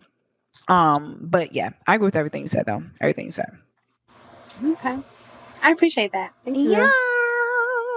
Anyways, I think really quick mentions just on some success. Bad Bunny, he becomes the first ever Latin. Okay, isn't he Puerto Rican? This for you, y'all. Yeah, big Puerto Rico. Okay, period. big PR. Hello, and y'all just had the parade. It's a city in my face. A parade. Damn, I wish I had a flag just so I could wave it real quick. Huh? So I wish I had a flag so I could wave it real quick. Liv, put a flag here. Put a flag here now. No, but shout out to Bad Bunny. He becomes the first ever Latin artist to gross $1 billion. $1 billion. That is independent, crazy. By the way. What do you mean? He's independent. He's signed to the Orchard. Huh? Girl, that nigga's been independent this whole time. You didn't know that? That's an independent artist. That's why, like, his story is so big because he's independent. He's independent? Girl, he's been this entire time. He's been independent. That nigga is making money. That nigga is, yes. That's the whole thing with him. Like, everybody is so like, what the fuck? Because this nigga has been signed to the Orchard this entire time. That is insane, Jan. I did not know that. I thought he was, Big Machine. No, it's the Orchard. Bendito. Yo, that's correct. Nah, Bad Bunny got money. Because these niggas not making money like that from everybody. Everybody making money. And I don't know his exact split, so we have to research it. But his deal is also very favorable. So on top of the touring money that he's fucking eating crazy, he's eating crazy off his deal too. And he pours back into his community. Yep. He pours back into his community. Yep. He pours back into his people. So that's why I personally am a Bad Bunny fan. You know what I'm saying? I'm always going to support Bad Bunny until something else come out that make me not. But other than that, Bendito, Bendito. You gotta, you know what I'm saying? I got some tostones if you want. You know what I'm saying? I love Bad Bunny. I do. I love Bad Bunny. But shout out to him, man. Now that I know that he's independent in that way, this shit hits a lot different. To make $1 billion off of tour ticket revenues, like, that shit is insane. That means you had to have been making millions of dollars every day for every tour state, every city that you went to. You had to have made millions of dollars that city. Like, that's insane. So shout out to Bad Bunny. And also Angel Reese, shout out to our girl Angel Reese. She becomes the fastest player in WNBA history to reach 1,000 points and 1,000 rebounds in just 79 games. So that means by the time she is a legend, she's gonna be like 20,000, 30,000. Who knows? But shout out to Angel Reese. She's also a part of the Atlanta Dream out here. I definitely want to go see her play while she's out here. They gotta have you DJ for them. That would be so fly. Listen, Atlanta Dream, let me know. We could do a little something. We could do a special night. I don't know. We could bring in Power Beats to help teach the would you do a basketball residency? Girls. I would. I've been putting it into the universe that I want to work because I love heavy women led spaces, and the WNBA, especially considering that I used to play basketball like in high school and elementary school. It's like a full circle kind of like, oh my gosh, type of thing. But yeah, I've always wanted to do something with the W. Like I'm gonna work my way. We're gonna figure things out. But yeah, you will. Yes, I will. I am. I am. I'm working with the W. Okay. But yeah, shout out to Bad Bunny and Angel Reese. Those were really good. Good endings of that music and entertainment updates for y'all. But on to the meat and the potatoes, because tonight was the 2026, as we're recording this on Sunday night. You guys will be getting this on Tuesday. But this week we had the BET Awards happening on Sunday. The blackest night ever. Is that what they usually call it? That's what they say, the blackest night? I think they should say, if they don't say that already. I think that's a good tagline. The blackest night ever. No, I think they do that. But anyways, 2026 BET Awards happened tonight. I had the pleasure and the honor of actually tapping into it because, my good sis Doechii was set to be a performer, and I wanted to see exactly my girl do her thing as she, contributed to the tribute for Lauryn Hill. But also a lot of the people that were mentioned to be featured for this year was kind of like pretty stacked. And on top of that, D'Angelo's tribute, I was interested to see how were they going to do what they need to do. Okay, we're going to get into it. But yes, did you see it, sister? I certainly did. I'm actually really glad that I caught it because I almost missed a little bit of it. And then you sent the text and I was like, oh my God. It's here. No, let me go watch that. I had a timer because I literally was napping, and then I woke up and I was like, oh shit, it's 7:30. Let me figure out how I'm gonna watch it because I don't have anything. So I had to find like an app that was gonna be able to to stream it live or whatever. Yeah. And I was on TikTok live watching it with the community, and it was really fun. It was really fun watching it with people. I would say that. But what do you give the awards itself, if you've seen it just from what you've seen? What do you give the awards on a scale of 1 to 5? I would give it 1 to 5. I would give it a 3.5. Okay.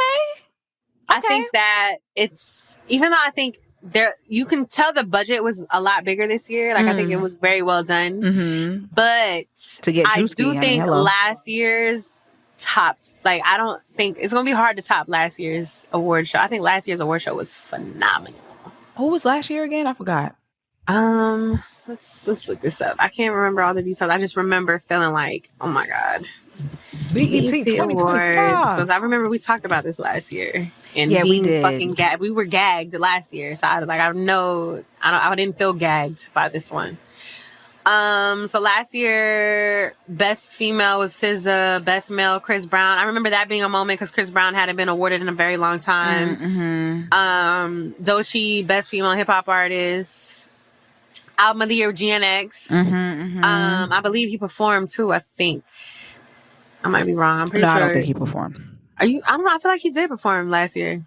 At the BET Awards? Or the Grammys. He performed at something. Video of the year, Not Like Us, Best New Artist, Leon Thomas. This was a really great award show. I remember, I think Victoria Monet performed at this one.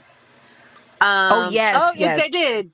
Tiana and Victoria performed at that one. I think that was referenced on this one too.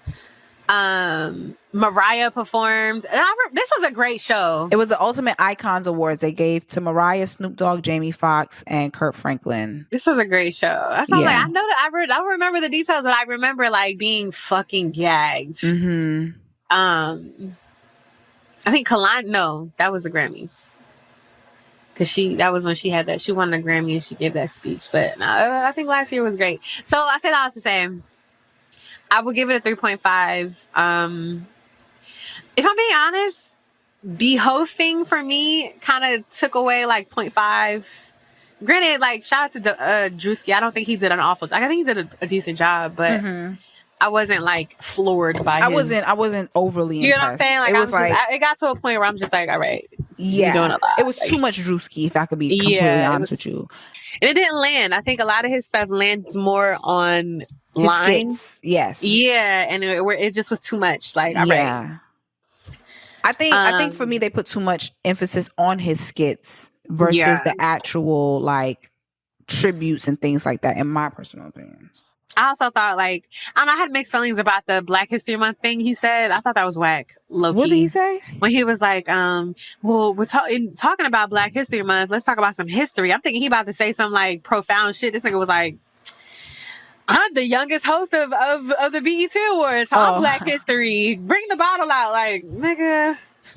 Even the crowd reaction to it was like...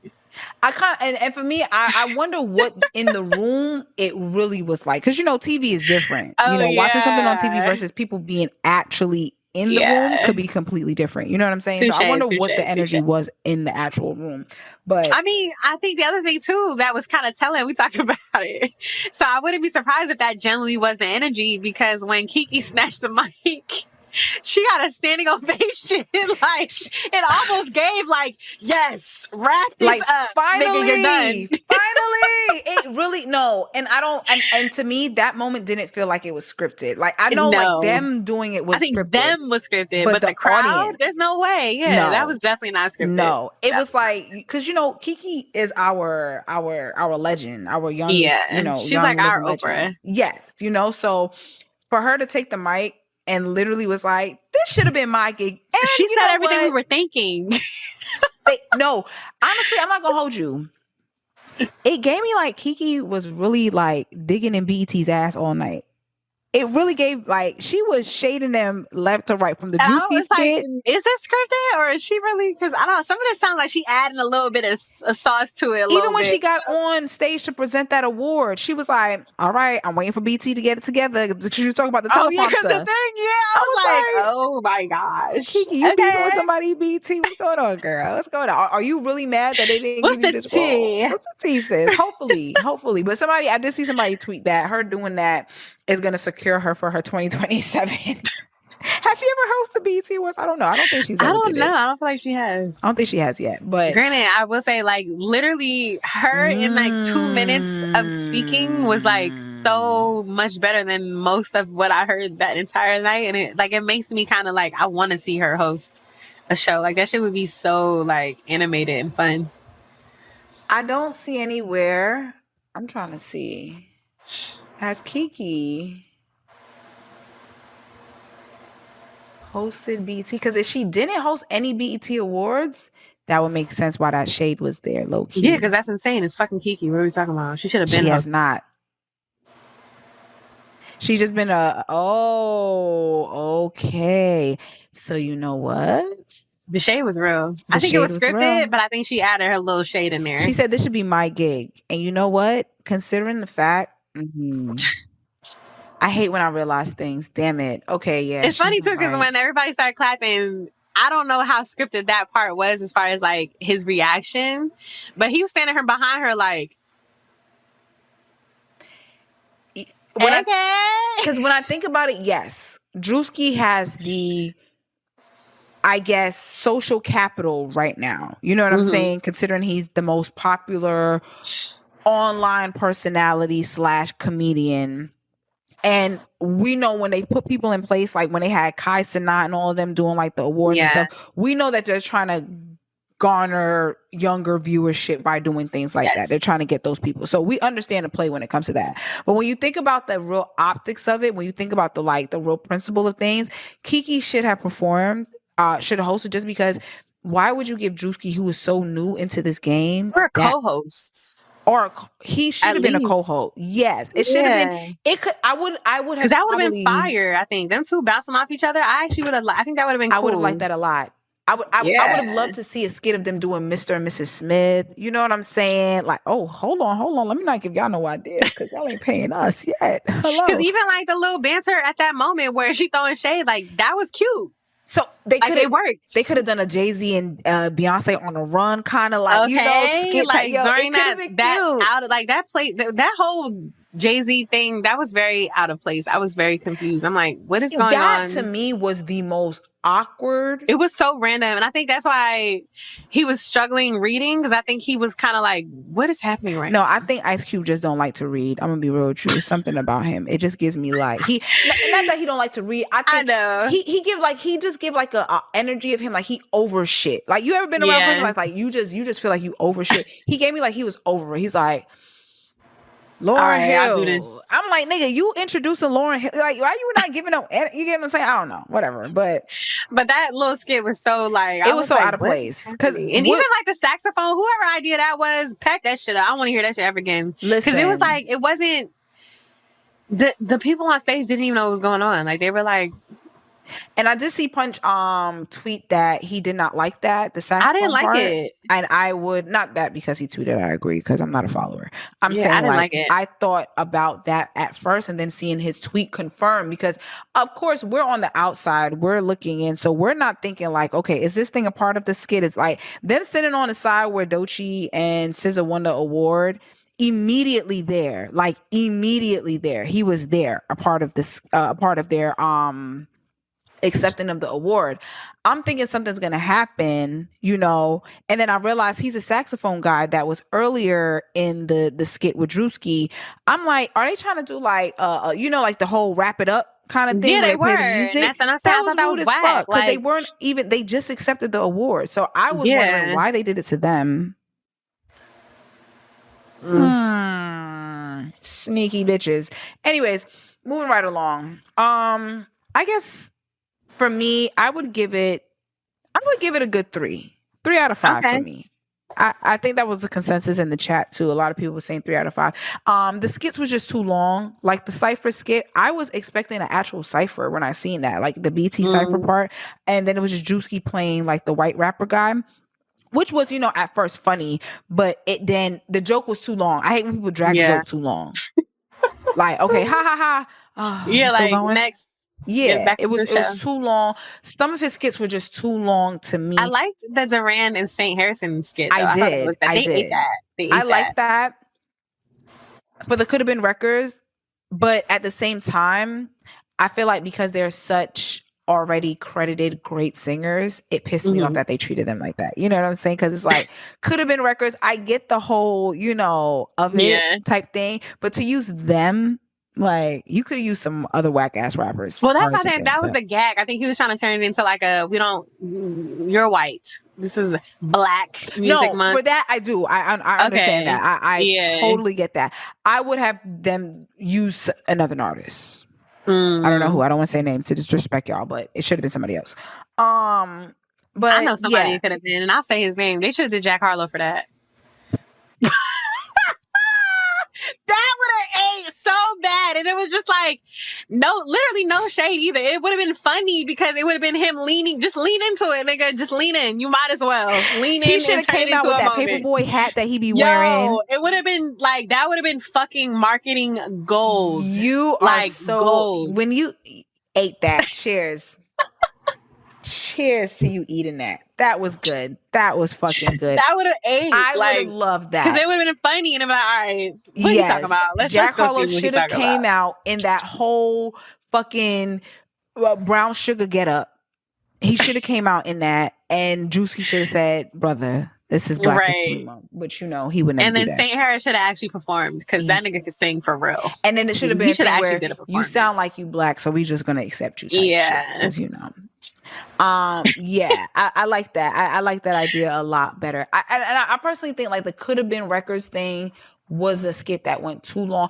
It was giving me like Drewski was super promoting all his shit during the BET. Yeah, and I think that's what, like, to your point, I didn't think of it that way, but now in retrospect, I think that's what made it kind of whack. It's like, because that's kind of my thing with the whole making the Black History moment about you, like, nigga.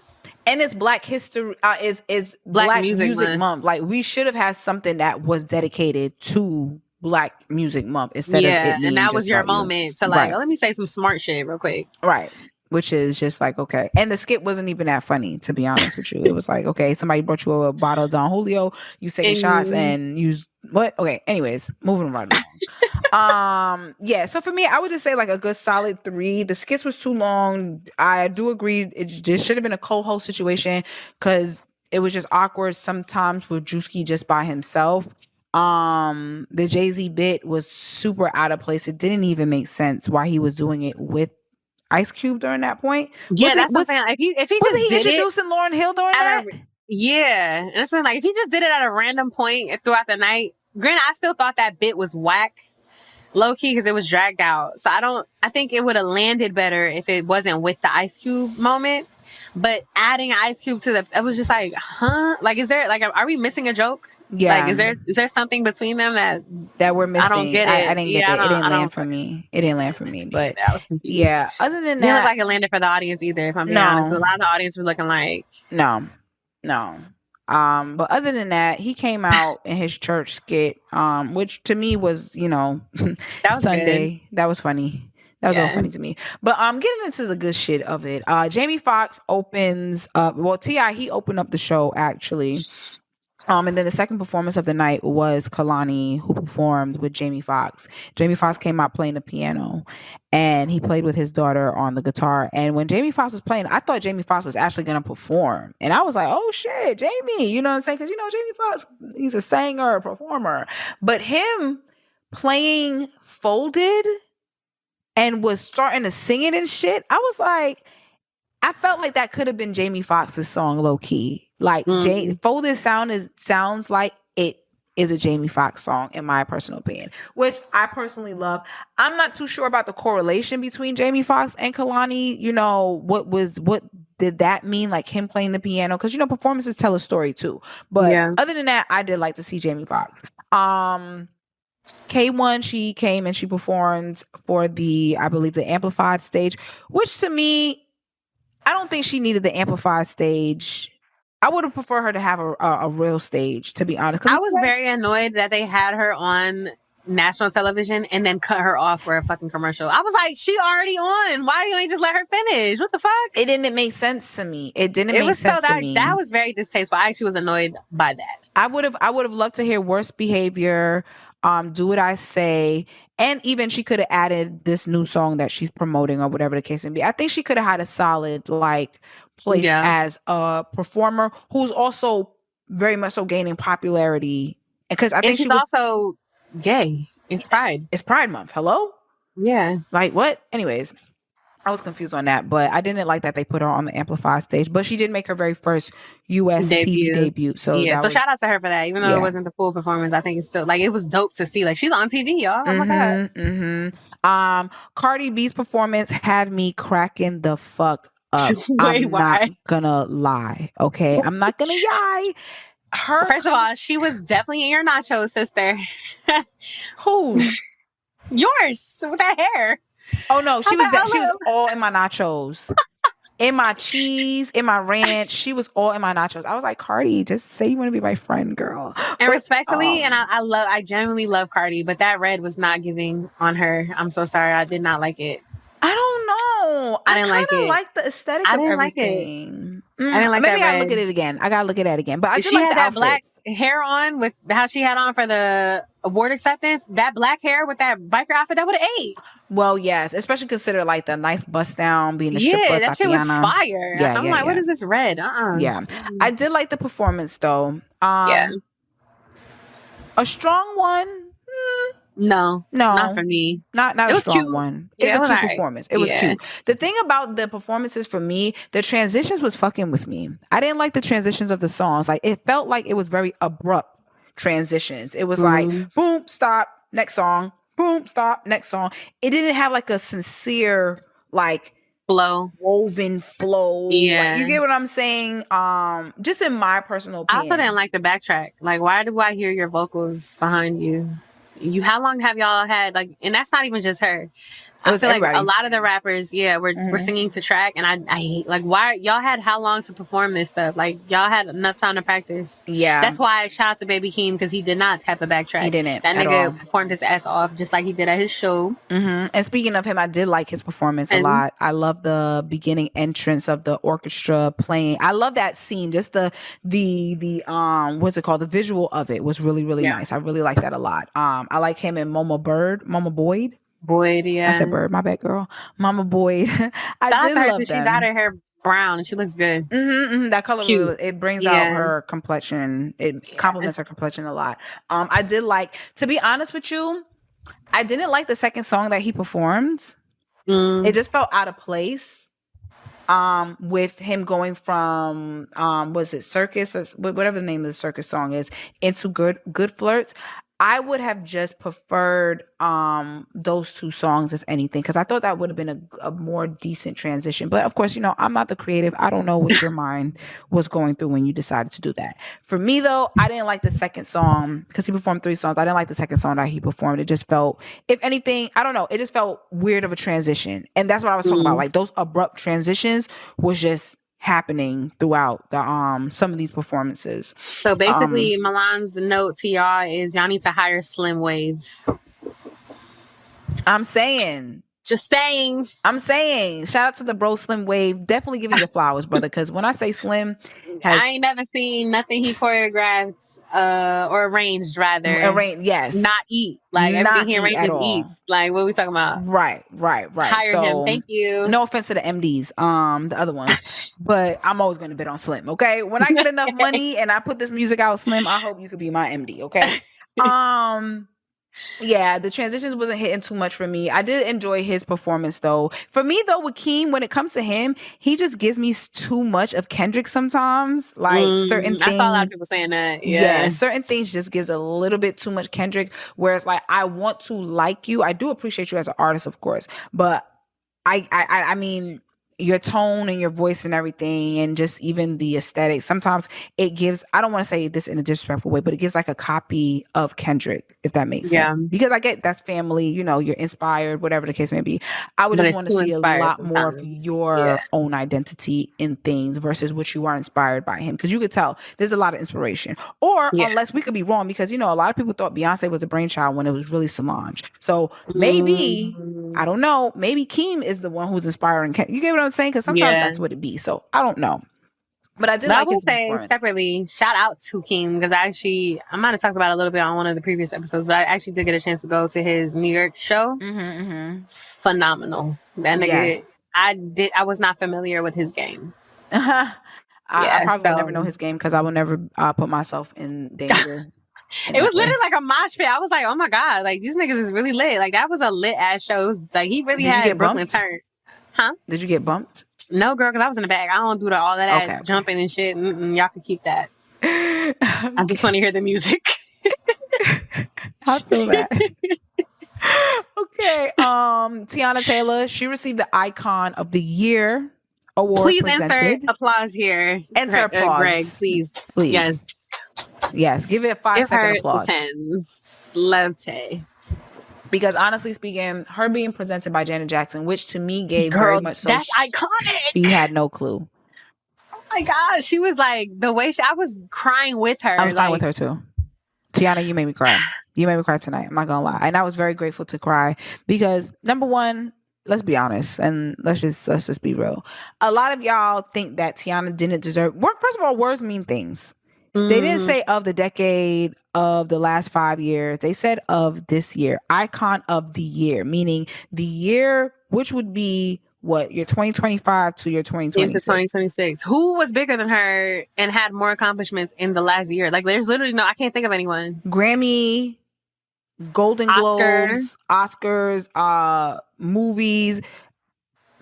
She was, and then on top of that, we keep forgetting because she all the does behind the stuff, so many things, right? Yeah, photography, creative direction, choreography, world building. Like, what are we talking about? Contributing to even last year's contributions, tribute shows, all these things. You get what I'm saying? So it's like the girl is working her ass off, and she also had like iconic moments throughout the last 10 years. If you want to be honest.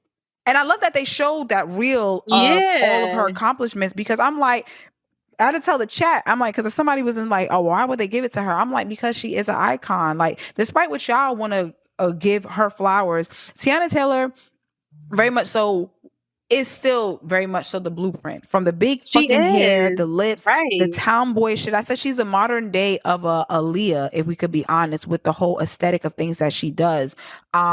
The songs, she doesn't have bad songs. Tiana Taylor can actually sing. They might not be big, but her songs are good. Her songs are good. She can perform her ass off. I remember seeing her perform, and the whole time, I was like, damn, girl, do you want to fuck me? Because the way how you making me feel is just crazy. Like, you're so good. Like, you're so sexy. It's like crazy. Like, see, this is why the girls think you're gay. I know, right? Because I compliment y'all. Oh my gosh. We're never scissoring, girls. No, but I just feel like she's just phenomenal. She's just an amazing person. You know what I'm saying? And I love that she stayed herself the entire time. She never switched. She never tried to be. That's why when everybody was like, oh, when she was at the Oscars or whatever, and she was like, oh, we talked about this. Yeah, everybody was like, she's so extra. This is distasteful. Bitch, like, it's a New York chick. This is what we do. You know, to that point, I actually love that you said that, because another thing, it was so minor, but it was so major to me. Her opening line after like getting on stage, oh my God, bitch, I'm gagged. Like, that's the first thing you say is, oh my God, bitch, I'm gagged. Like, okay, you really her. Her. And I love the fact that it didn't even get bleeped out at all. And then I love the fact that she even mentioned accepting titles arrogantly and graciously. I'm going to use that for the rest of my life, because so many of us, especially as Black women, when we are presented with these titles, she, wasn't sure if she should accept it because, timing, whatever the case may be. And it's like, no, if you're given the title, it's your time, and you need to accept it arrogantly and graciously at the same time, because people are always trying to dim your light. So I love that she mentioned it. Her speech to me was also another phenomenal speech. I love that Janet also poured into her. You could tell that Janet was reading some of the prompter, but a lot of it came from her heart of how she really sees Tiana and the fact that she even came though, like, it's Janet Jackson. She came for you, girl. Janet's on she tour. Came for I don't you. know if anybody knows that right now. Like, literally came for her. That's it. I don't think she would have came if she didn't present that award. Janet is currently on tour, if I'm not mistaken. Shout out to her DJ Active. Nigga be in France, Paris, all around the world traveling with Janet Jackson and Patti LaBelle. So I know she's been overseas working. So the fact, like you said, that she takes time out of her schedule to come and do this for you says a lot about who you are. That is an icon presenting another.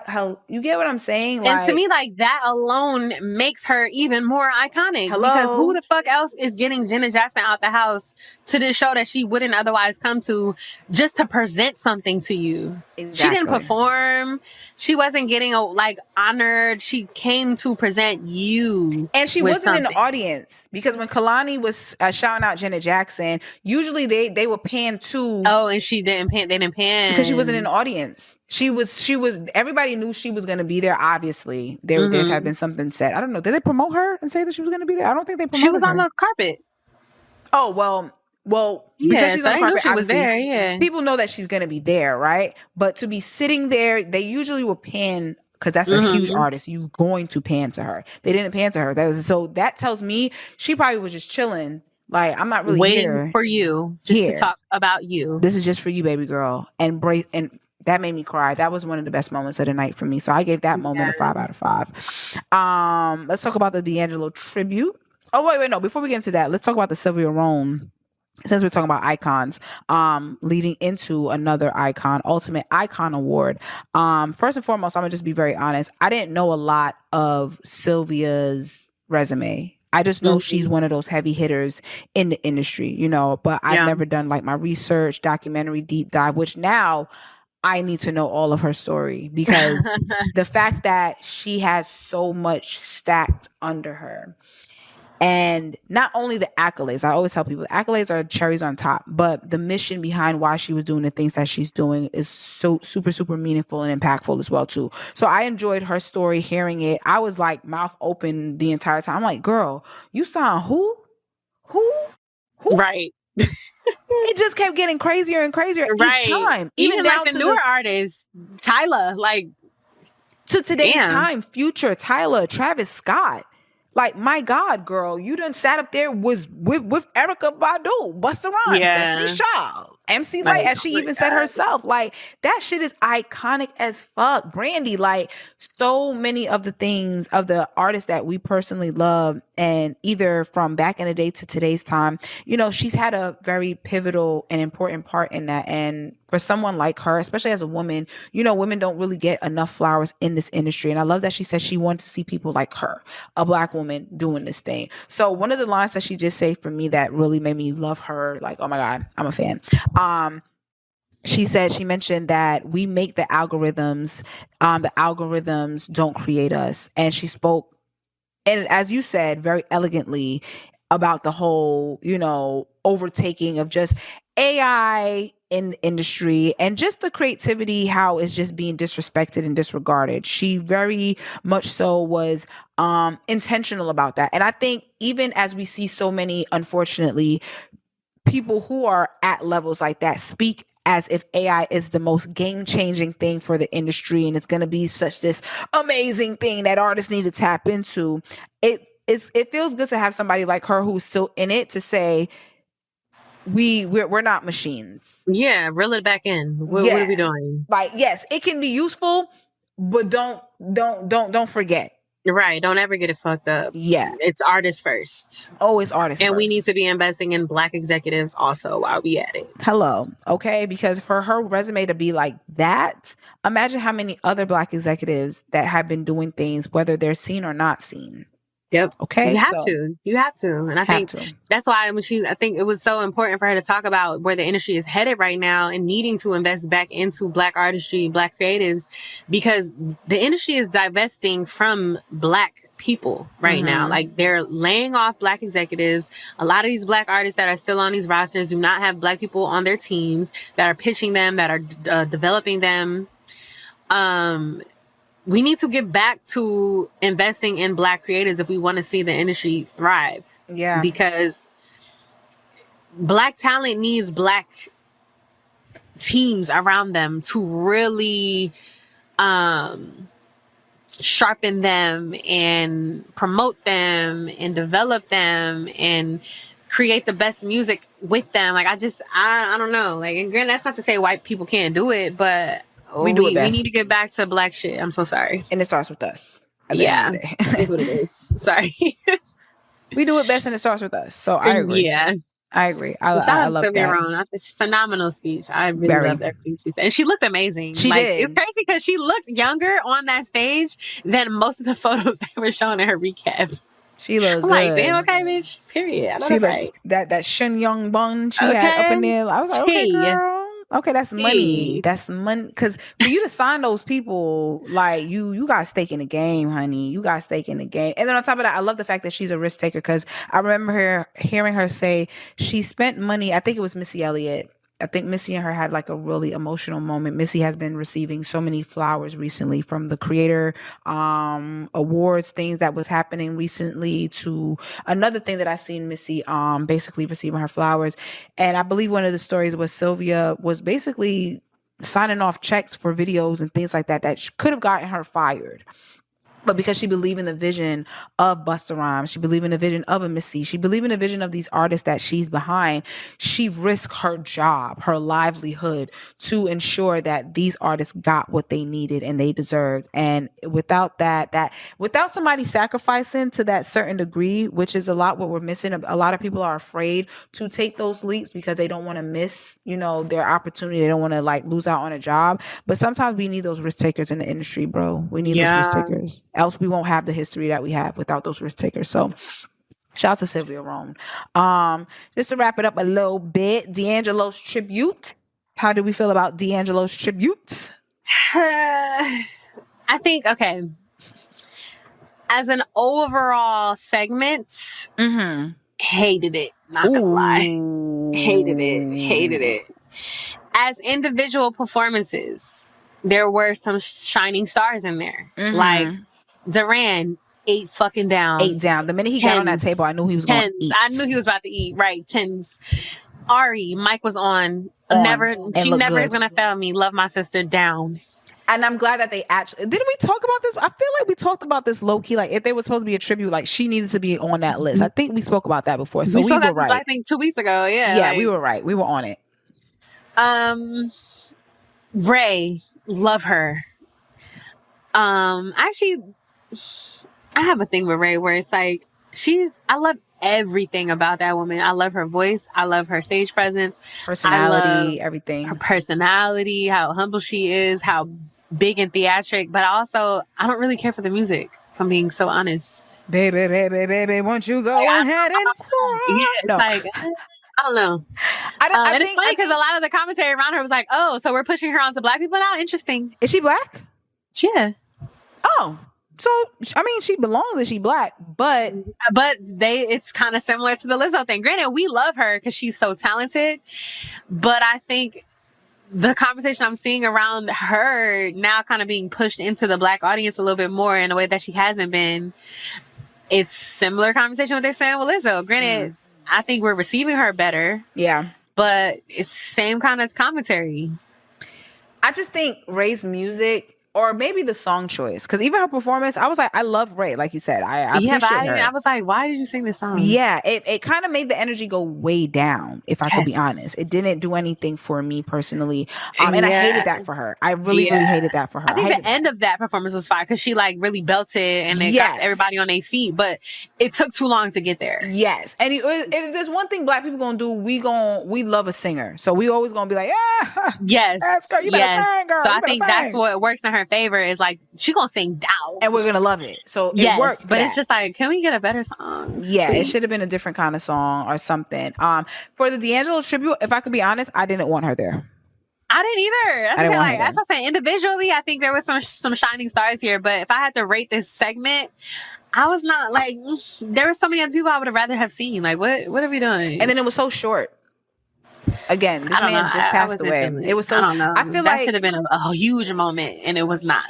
Yeah, it should have been, especially considering. Like, where was Jasmine Sullivan? I'm so sorry. Where was Jill Scott? Where was everybody? Erica Badu, Lauryn Hill. Like, what are we doing? Let us see always come out. Why she wasn't here this year? I didn't see Let us see. Oh my God. Shout out to Nyla. As soon as we got on the camera, she had tweeted, did Questlove approve this before? Because what the fuck? But even then, did he have any involvement? The biggest thing was his band, the Vanguard, being I thought that was cool. That was dope. I was happy about that. Which was meaningful. And even like the kids introducing it, I thought that was dope. Yes, too. That was highlights. That was good for it. But I fear, if I could be honest, they dropped the ball when it came to this. Severely. And that's why I said it needed to stop putting Drewski on the fucking camera so much. Take his pug ass off and give us the goddamn show that we really, really deserve. Because it should have been more tributes. Right, because if we deleted like 3 skits that we didn't need, that would have been like a cool 10 extra minutes of D'Angelo. Right, and then I think throughout the night, I contribute this to so much happening over time. Mm-hmm. You get what I'm saying? Like, a lot has happened over time, but it just felt like the show was going super fast. It was like category, performance, category, performance. Okay, like, to that point, I'm actually glad you made that point. So in addition to them going super fast, another thing I didn't like, why was there so many artists in these categories? Like, I was saying the same thing. I never seen, like, is this new? Because I don't remember the categories being this fucking big before. I'm like, why is there 15 artists in the category? Like, what the fuck? And then on top of that, some of the categories didn't make sense. Like, why do you have Mariah the Scientist in the same category as Jill Scott? What are we doing? And why is R&B and pop in the same category? Yes. Pop should have been in one category. That's like, no, these songs do not go together. What are we doing? They literally, them categories was a fucking mess. I'm so sorry. Them categories fucking sucked. Everybody who won, there was no snubs. I will say that. I don't think there were any snubs. Besides, actually, no, take that back. Wale should have got album of the year. I'm so sorry.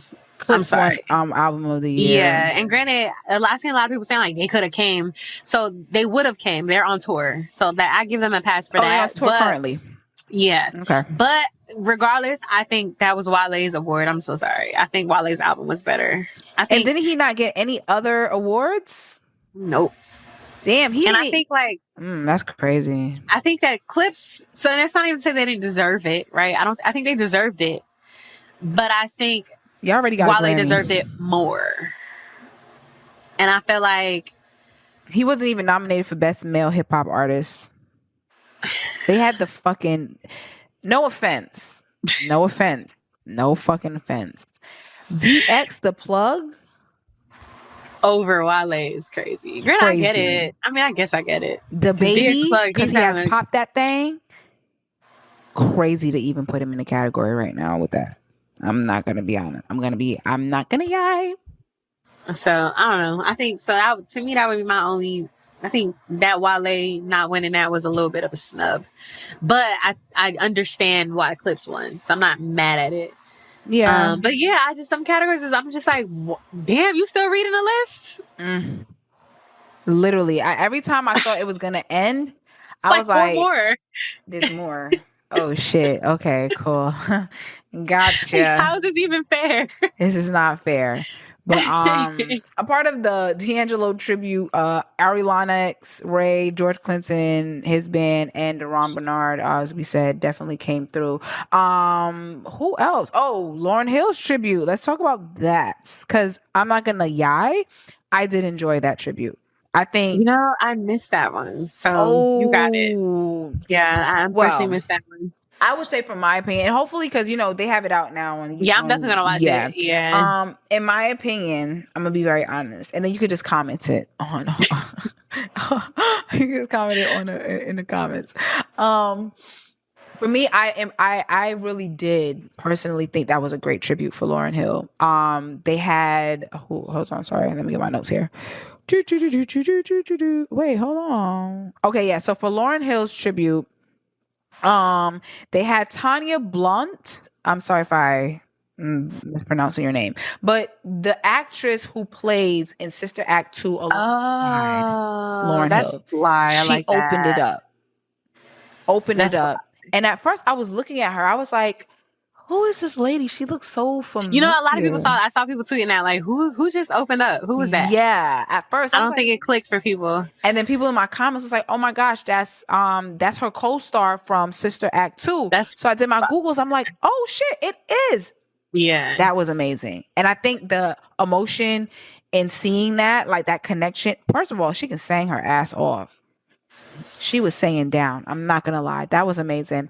Doechii and SZA came out after to perform Ready or Not, which I did enjoy both of them together singing that. However, I do feel like Doechii could have done the Fuji song, Ooh La La La, it's the way that we do when we doing our thing. I felt like she would have been really, like, vocally, she would have been really good on that song as well too. But I'm not mad at her and SZA doing Ready or Not.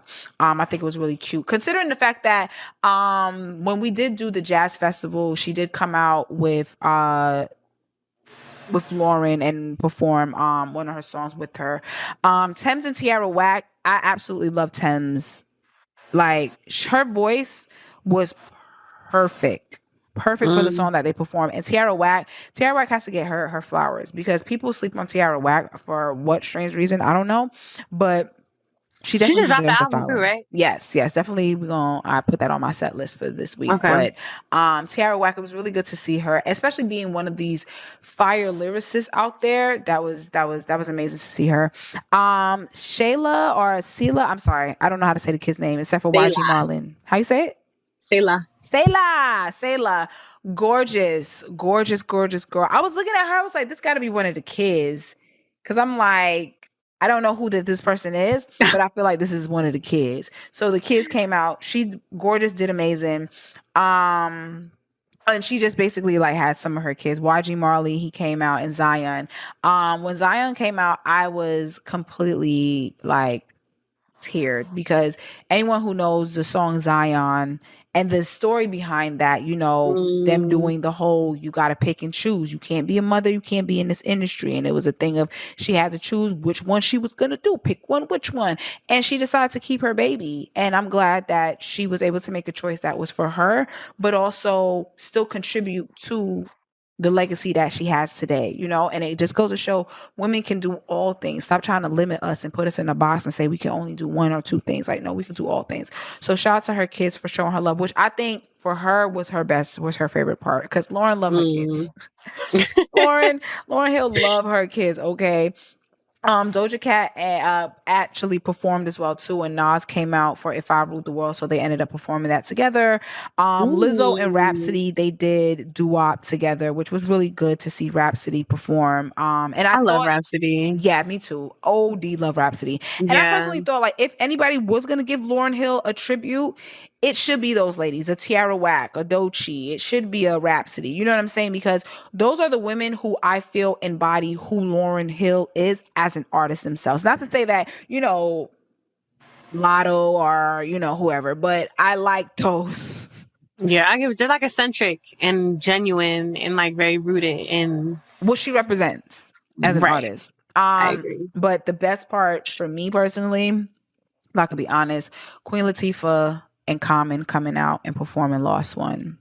When I say I lost my mind seeing Queen Latifah pop out, I lost my mind seeing Queen Latifah pop out. Like, Queen is very much so a queen. And that Jersey connection between her and Lauryn Hill, I was like, yo, this is like hip hop for real. For real. You get what I'm saying? Like, these are our pioneers. And it made me emotional because I think of the fact that giving our legends their flowers while they can still smell them is super duper important. And the fact that Lauryn Hill is able to get those flowers not only from her children and her peer and you know the new generation, but also from her peers, someone like a Queen Latifah coming out. Yeah. Queen don't come out for nobody. You know what I'm saying? So she popped out singing your lyrics and just having the same energy. Like, to me, that was such a phenomenal moment. And it also made me feel good because I'm like, damn, I've been so fortunate enough to meet Queen Latifah, to meet Lauryn Hill. So the fact that I'm seeing these legends is like, wow, God is really, really good. But overall, I would give that tribute one of, I would have to say, oh, and lastly, when you thought it was done, you just lost one. Lauryn Hill had me cracking up because they went to commercial break, came back. Sister Girl was walking on stage. She said, "There's one song y'all didn't do. I ain't gonna let y'all hoes do it though. I'ma do it." It was X Factor. Okay, my sister Oh came my God. and performed herself, and I knew it gave me a vibe. I'm gonna be real with you. The commercial, it gave me a vibe like this was not scripted. This was not in a plan for some reason, because just based off how she was reacting, her ears wasn't even all the way in. It felt like she probably said last minute, "I'm gonna go perform this song," and everybody scrambled to get it It's together. like, go to break, cut.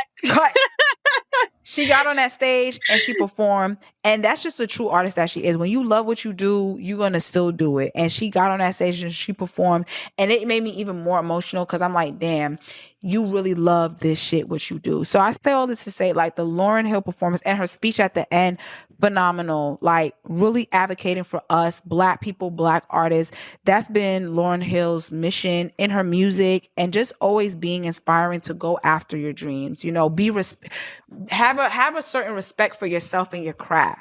And I appreciate that. And that motivated me to go throughout this week to have a certain air about the respect that I and the love that I have for the craft that I do. So I say all this to say the Lauryn Hill tribute was, for me, 5 out of 5, 10 out of 10. I appreciate it. I'm going to watch it again because I really appreciated, you know, just the contributions of who Lauryn Hill is. And I know people always say, oh, she only got one album, The Miseducation I of saw Lauryn a Hill. lot of that. It's just like, well, I say this to put in perspective. You know how powerful of an album you have to only have one and it still be 20 plus years later, the one that everyone still considers and talks about. It's a staple.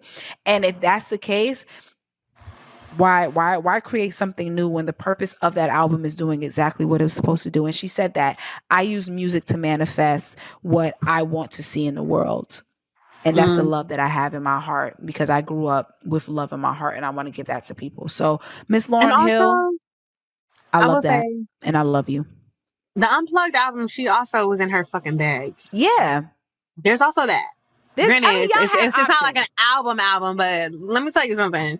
That Unplugged album got me through some, because she was talking her shit on that album. What's the song she had? I gotta look it up. I gotta find peace of mind. Oh my God.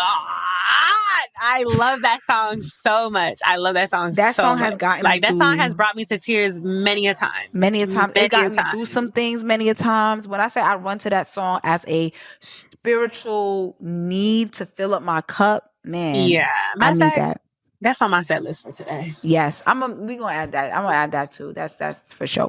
Cause peace of mind. Shout out to, matter of fact, Lauryn Hill's gonna be on my set list, the whole thing. And that's all my recap on the BET Awards, to be honest with you guys. I enjoyed watching it for what it was. Hopefully next year y'all could do better. But it's about that time to get to our favorite segment of the Damn podcast. That's a set list, y'all. Where we really gave y'all a good everything. episode. This was a kind of a long one, but it was a good one. What? This episode, we gave y'all a lot to sit with. I mean, we missed, not that we missed. Yeah, that's just literally like we took off a week for Father's Day. Yes. Holidays, we will be taking off weeks. I just want everybody to know that from now on, moving forward. Holidays, because I believe in family. We're not a capitalist society. We're not going to be doing a holiday when there's a holiday. So sorry. Yeah, unless it's a white man's holiday, I could give a hell. Yeah, President's Day. Sorry. Yeah. So sometimes we won't have those holiday episodes, but we want y'all to go support us from the past episodes that we gave y'all asses. Okay.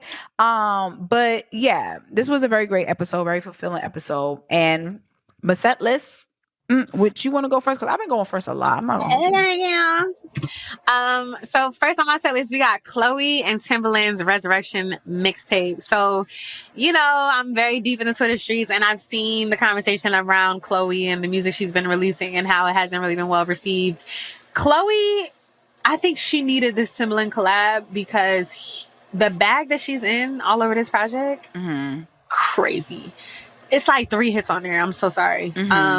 Definitely get into that if you haven't yet. I think my favorite off of there. Let me hold on real quick. There's one. Love this one. It's called Better Than She Can. Oh my God. It's like a up-tempo dance record. Kind of like reminds me of Prince a little bit. Fire 8. Jane Hancock also released a unreleased track that she performed at Blue Note LA during her time there. It's called Forgive Them. Listen, Jane Love. I already knew she could sing her ass off, but like this song in particular, really in her fucking bag. Like I think this is like the best display of her vocal ability that I've heard from her so far. And I love that it's a live performance. Also, Pretty Ricky, speaking of, we talked about them earlier. Blue Stars, gotta put that on my set list. That's one of like the albums that defined my like 7th, 8th, 9th grade. Love that album. Always come back to it.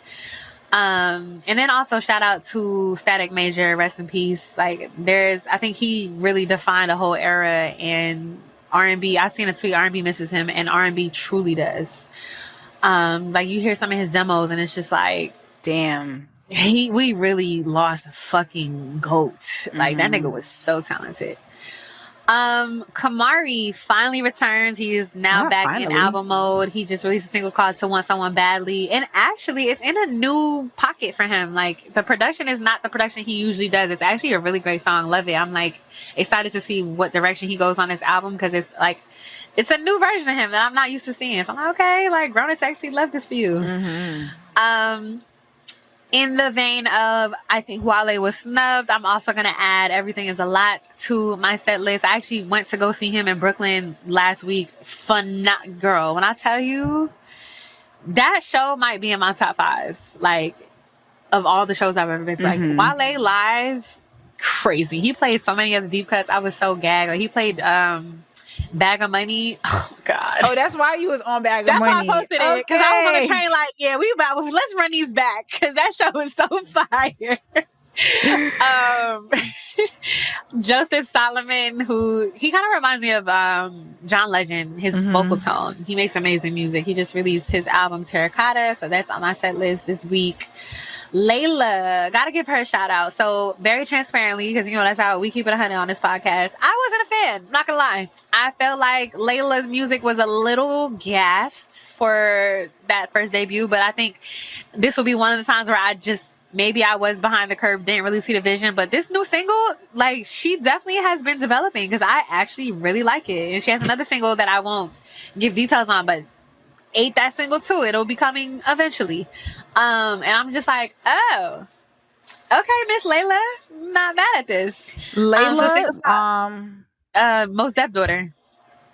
Oh, yeah, like I was not jacking her. I was not. But I see it now. I get it. I think the other thing too is I think she's working with other producers, whereas I think her debut was fully produced by her. And I think that to me was like, get some other producers.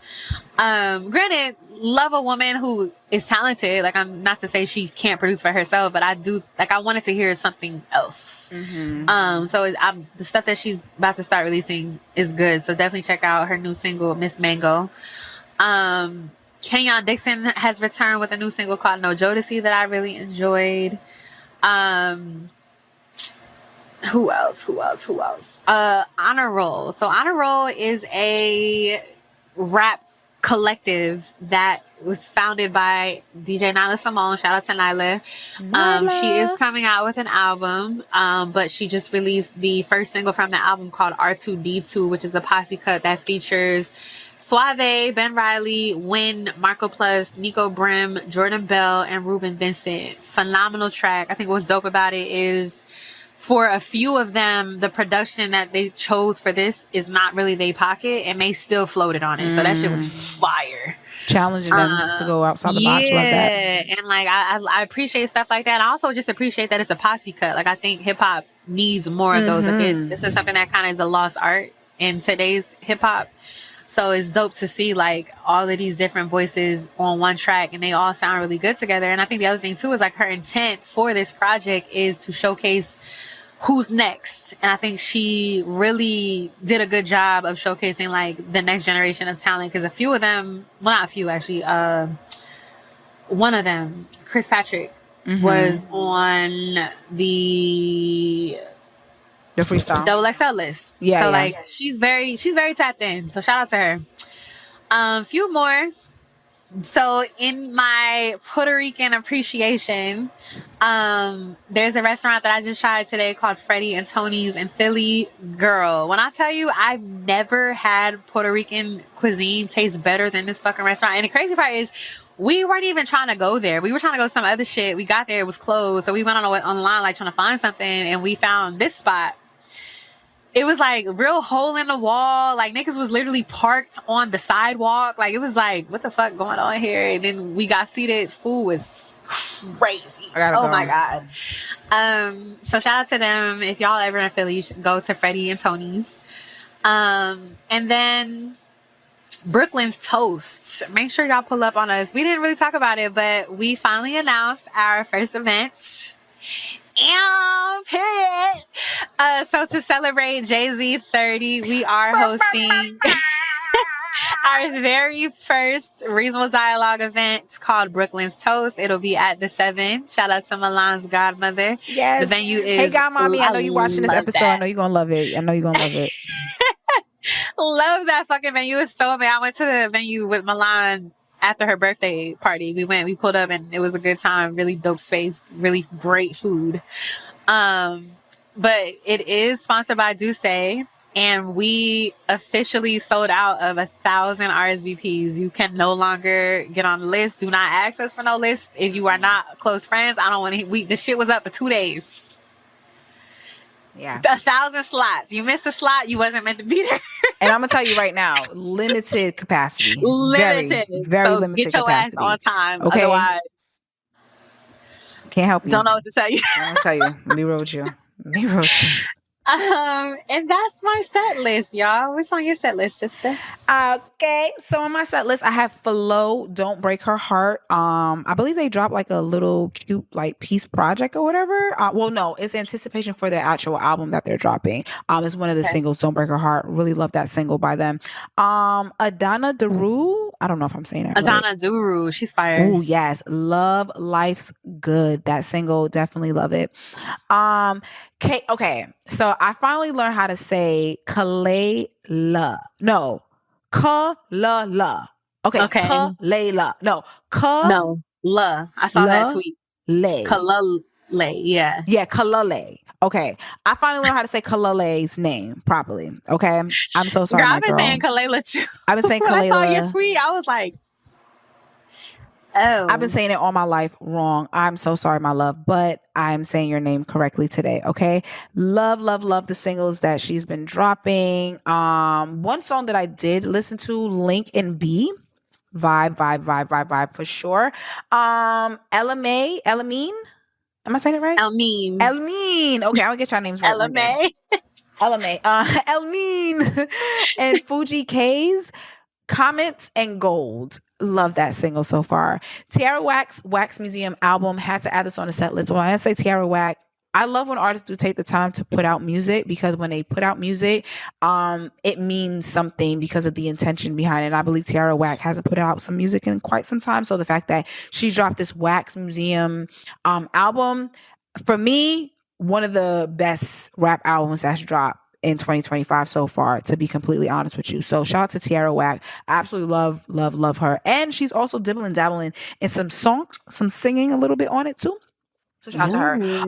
Solange Marie is an indie artist that I had the pleasure of knowing from TikTok, legitly just randomly on TikTok. I'll be finding a lot of good gems on TikTok. I'm talking about artists that don't even have like 30 monthly listeners. And they be fire. I'm going to have to do something about that.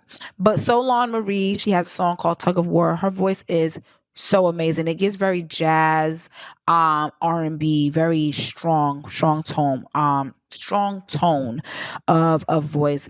Another one that I found on TikTok, Solomon Hedon. Yes. Oh my God, we talked about him. Yes, we did. He came on my TikTok live, gave me the song to play. We played it on TikTok live. I was blown away. I was like, "Oh, Solomon, I'm a fan. I'm a fan. He's committed. I love it. Really good. Choosing. I love that song. Lacan. Shout out to the homie Lacan. I'm actually going to be performing with Lacan, Jalen Josie, and a whole bunch of other cute R&B people for this wine festival in August in Chicago. So I'm really excited about that. Lacan is one of the people. Maybe, sister, we gotta get you out there. Yeah, I literally. So as you're saying this, I was like, oh, I wonder. Like, I would love to go, because I've actually been telling. I've never been to Chicago before. Okay, so let's make it a trip. Yeah, let's do that. Would be fun. It's in August. August. So yeah. So Lacan has a song called Give and Take that I heard randomly from just off of like the shuffle. I was like, hold on, who is this? And then I realized it was Lacan. I was like, hold on, Lacan. I love that. Really good song. Earth Sign Shells. This artist, to me, very much so a breath of fresh air. She's been going viral. I've seen one of her songs before, already one, which was the video and the song that I heard of her before. But she's starting to gain a lot of buzz, especially for this last single that she just dropped called Daddy Died. The visual is phenomenal. I have to do a deep dive to see if this really her daddy did die. I believe it is a grief record that she kind of like created. But I thought it was phenomenal. Her utilizing her artistry to express that in the way that she did. A really, really good track and video, by the way, is too. So I really like Earth Sign Shells. I hope I'm saying your name right. It's another TikTok artist that I found. Arzlee. Arzlee. Oh, I know who you're talking about. I don't know how to say his name. Ooh, baby. He's good, though. He can sing his ass off. Yeah, and I know exactly what you're talking about. Good music, too. Like, good music, too, y'all. Really good. Like, I'm telling y'all, people be talking about not knowing how to find new music. You got to do your research. I remember people try to attack me when I say people are not doing music discovery on their own anymore. They're expecting people to tell them what to listen to, who to listen to. You got to go search for those things on your own. Because it's there. It's there. So Pottery is one of the singles that I played on my TikTok live, which I do on Mondays, maybe Wednesdays and Fridays, but mostly on Mondays. Now I'm making it a thing on Monday, Milan Mondays, where I go on TikTok live and I'll play, new music that's dropped over the weekend, and especially, giving artists a shot to get their music heard so we could, vibe out and support you and playlist it if anything. Giveon and Leon Thomas, Fool Me One single, definitely feeling that. Like you said as well, adding Nyla Simone's project. Very proud of you, sister. Super, super, super, super gonna be super, super supportive of everything that you got going on. Her doing the single RDD2, Jan Harvey told you guys who's on that lineup as well. And also, like we said, our toast for Jigga Man himself, we are having it at the 7 Brooklyn Toast event, July 9th. Once again, I can't help you. I wish I could. I can't help you. But just to make it very clear, those of you that are attending, understand that is a space where we're going to be celebrating the life of Jay-Z, as well as playing the iconic albums, Reasonable Doubt and The Blueprint, like a actual listening event. Like, I believe we're gonna play the album in full. Yeah. We're also gonna be having some visuals and some giveaways for some real Jay-Z fans. Okay, so those of you that are really Jay-Z fans, this is your time to really come and be in a good, cute, intimate setting of just reasonable dialogue, your host Jan and myself, and us listening to Jay-Z and just vibing out to, like, one of hip-hop's pioneers, one of hip-hop's greatest rappers of all time. Anyways, moving right along. And on top of that, the best part about it is the pregame before the actual game. Okay, like literally right before the next day. Literally, like, he has his concert happening the following day. Yankee Stadium, I believe he's doing it big at Yankee Stadium. So he's having his concert the next day. So if you don't have tickets to go to the concert, you can come to the 7 and have a little pregame with us. But if you do have tickets for the concert, I may rob you. Still can come. But still pop up. I may rob you. It's funny as stuff. Depending on where your seat's at. Still pop up. Okay. Wrapping it up though, The Chronicles of MF Doom. I'm going to be reading that book for July. That's going to be my book for July that I'm going to be dedicating myself, because I told myself I want to do more reading. I want to be smart, intelligente. So I need to read more. We get so focus on our screens. I don't even want a Kindle. I don't want none of that shit. I need to feel the pages. Book, right? Yeah. I need to. Okay. Yo, you're so funny. I need to feel the pages. So I'm going to be reading that book for the month of July. I'm going to hold myself to it to finish that book in July. Last but not least, almost last but not least, Eve and Bow Wow's Tiny Desk. Listen, nostalgic, Black. Bow Wow does deserve his flowers, because honestly, Bow Wow has been one of the greatest child rapper stars to evolve of our time, and still have the longevity and the legacy that he's built for himself. Of course, I love his daughter Shy. I think she's like a beautiful copy of both of him and his baby mother, but she's just such a star in herself, and I'm glad to see him really take on the fatherhood role as he takes it on, very much so. So shout out to Bow Wow and his Tiny Desk. And Eve, when I say phenomenal, Eve can go on tour right now. Right, and sell the fuck out, because that was crazy. She can do her thing, okay? So, and she looks good. She look healthy. She look well. She look wealthy. Okay, Eve, I aspire. All right, I don't want no white man. I love her little accent too. She has like a Philly, UK thing going on. Like, okay, bitch, you've been over there for a long time. She's been there for a long time, okay? And I'm not mad at her. I'm not right. Mad at her, love it for her. I love that for her. All right, but surely last but not least, Lauryn Hill is going to be added to my set list. Her iconic contributions to this entire music industry, being a Black woman, dark-skinned Black woman, a dreadlocks Black woman, and still maintaining the integrity of music and upholding, artistry the way that she does. I don't care what anyone says about her. She's late. I feel like when you're so iconic, you can be late. It is what it is. You niggas buy the tickets. You know what to expect. But at the same time, Lauryn Hill has done phenomenal work, and it's been a pleasure to be in her presence physically, but also to see her and just know that niggas grew up listening. Like, I remember singing like that thing in school. You get what I'm saying? Like, iconic. So shout out to her. And that is the end of my set list. Dang, that's the end of our show. So in closing, again, for the third time, reiterating, please be on time for our event if you would like to get there and get in. Space is very limited. Very, very. And we're not changing the venue because we're not. The venue is very intentional for why we're doing it. It's home based too. It's home based, yes.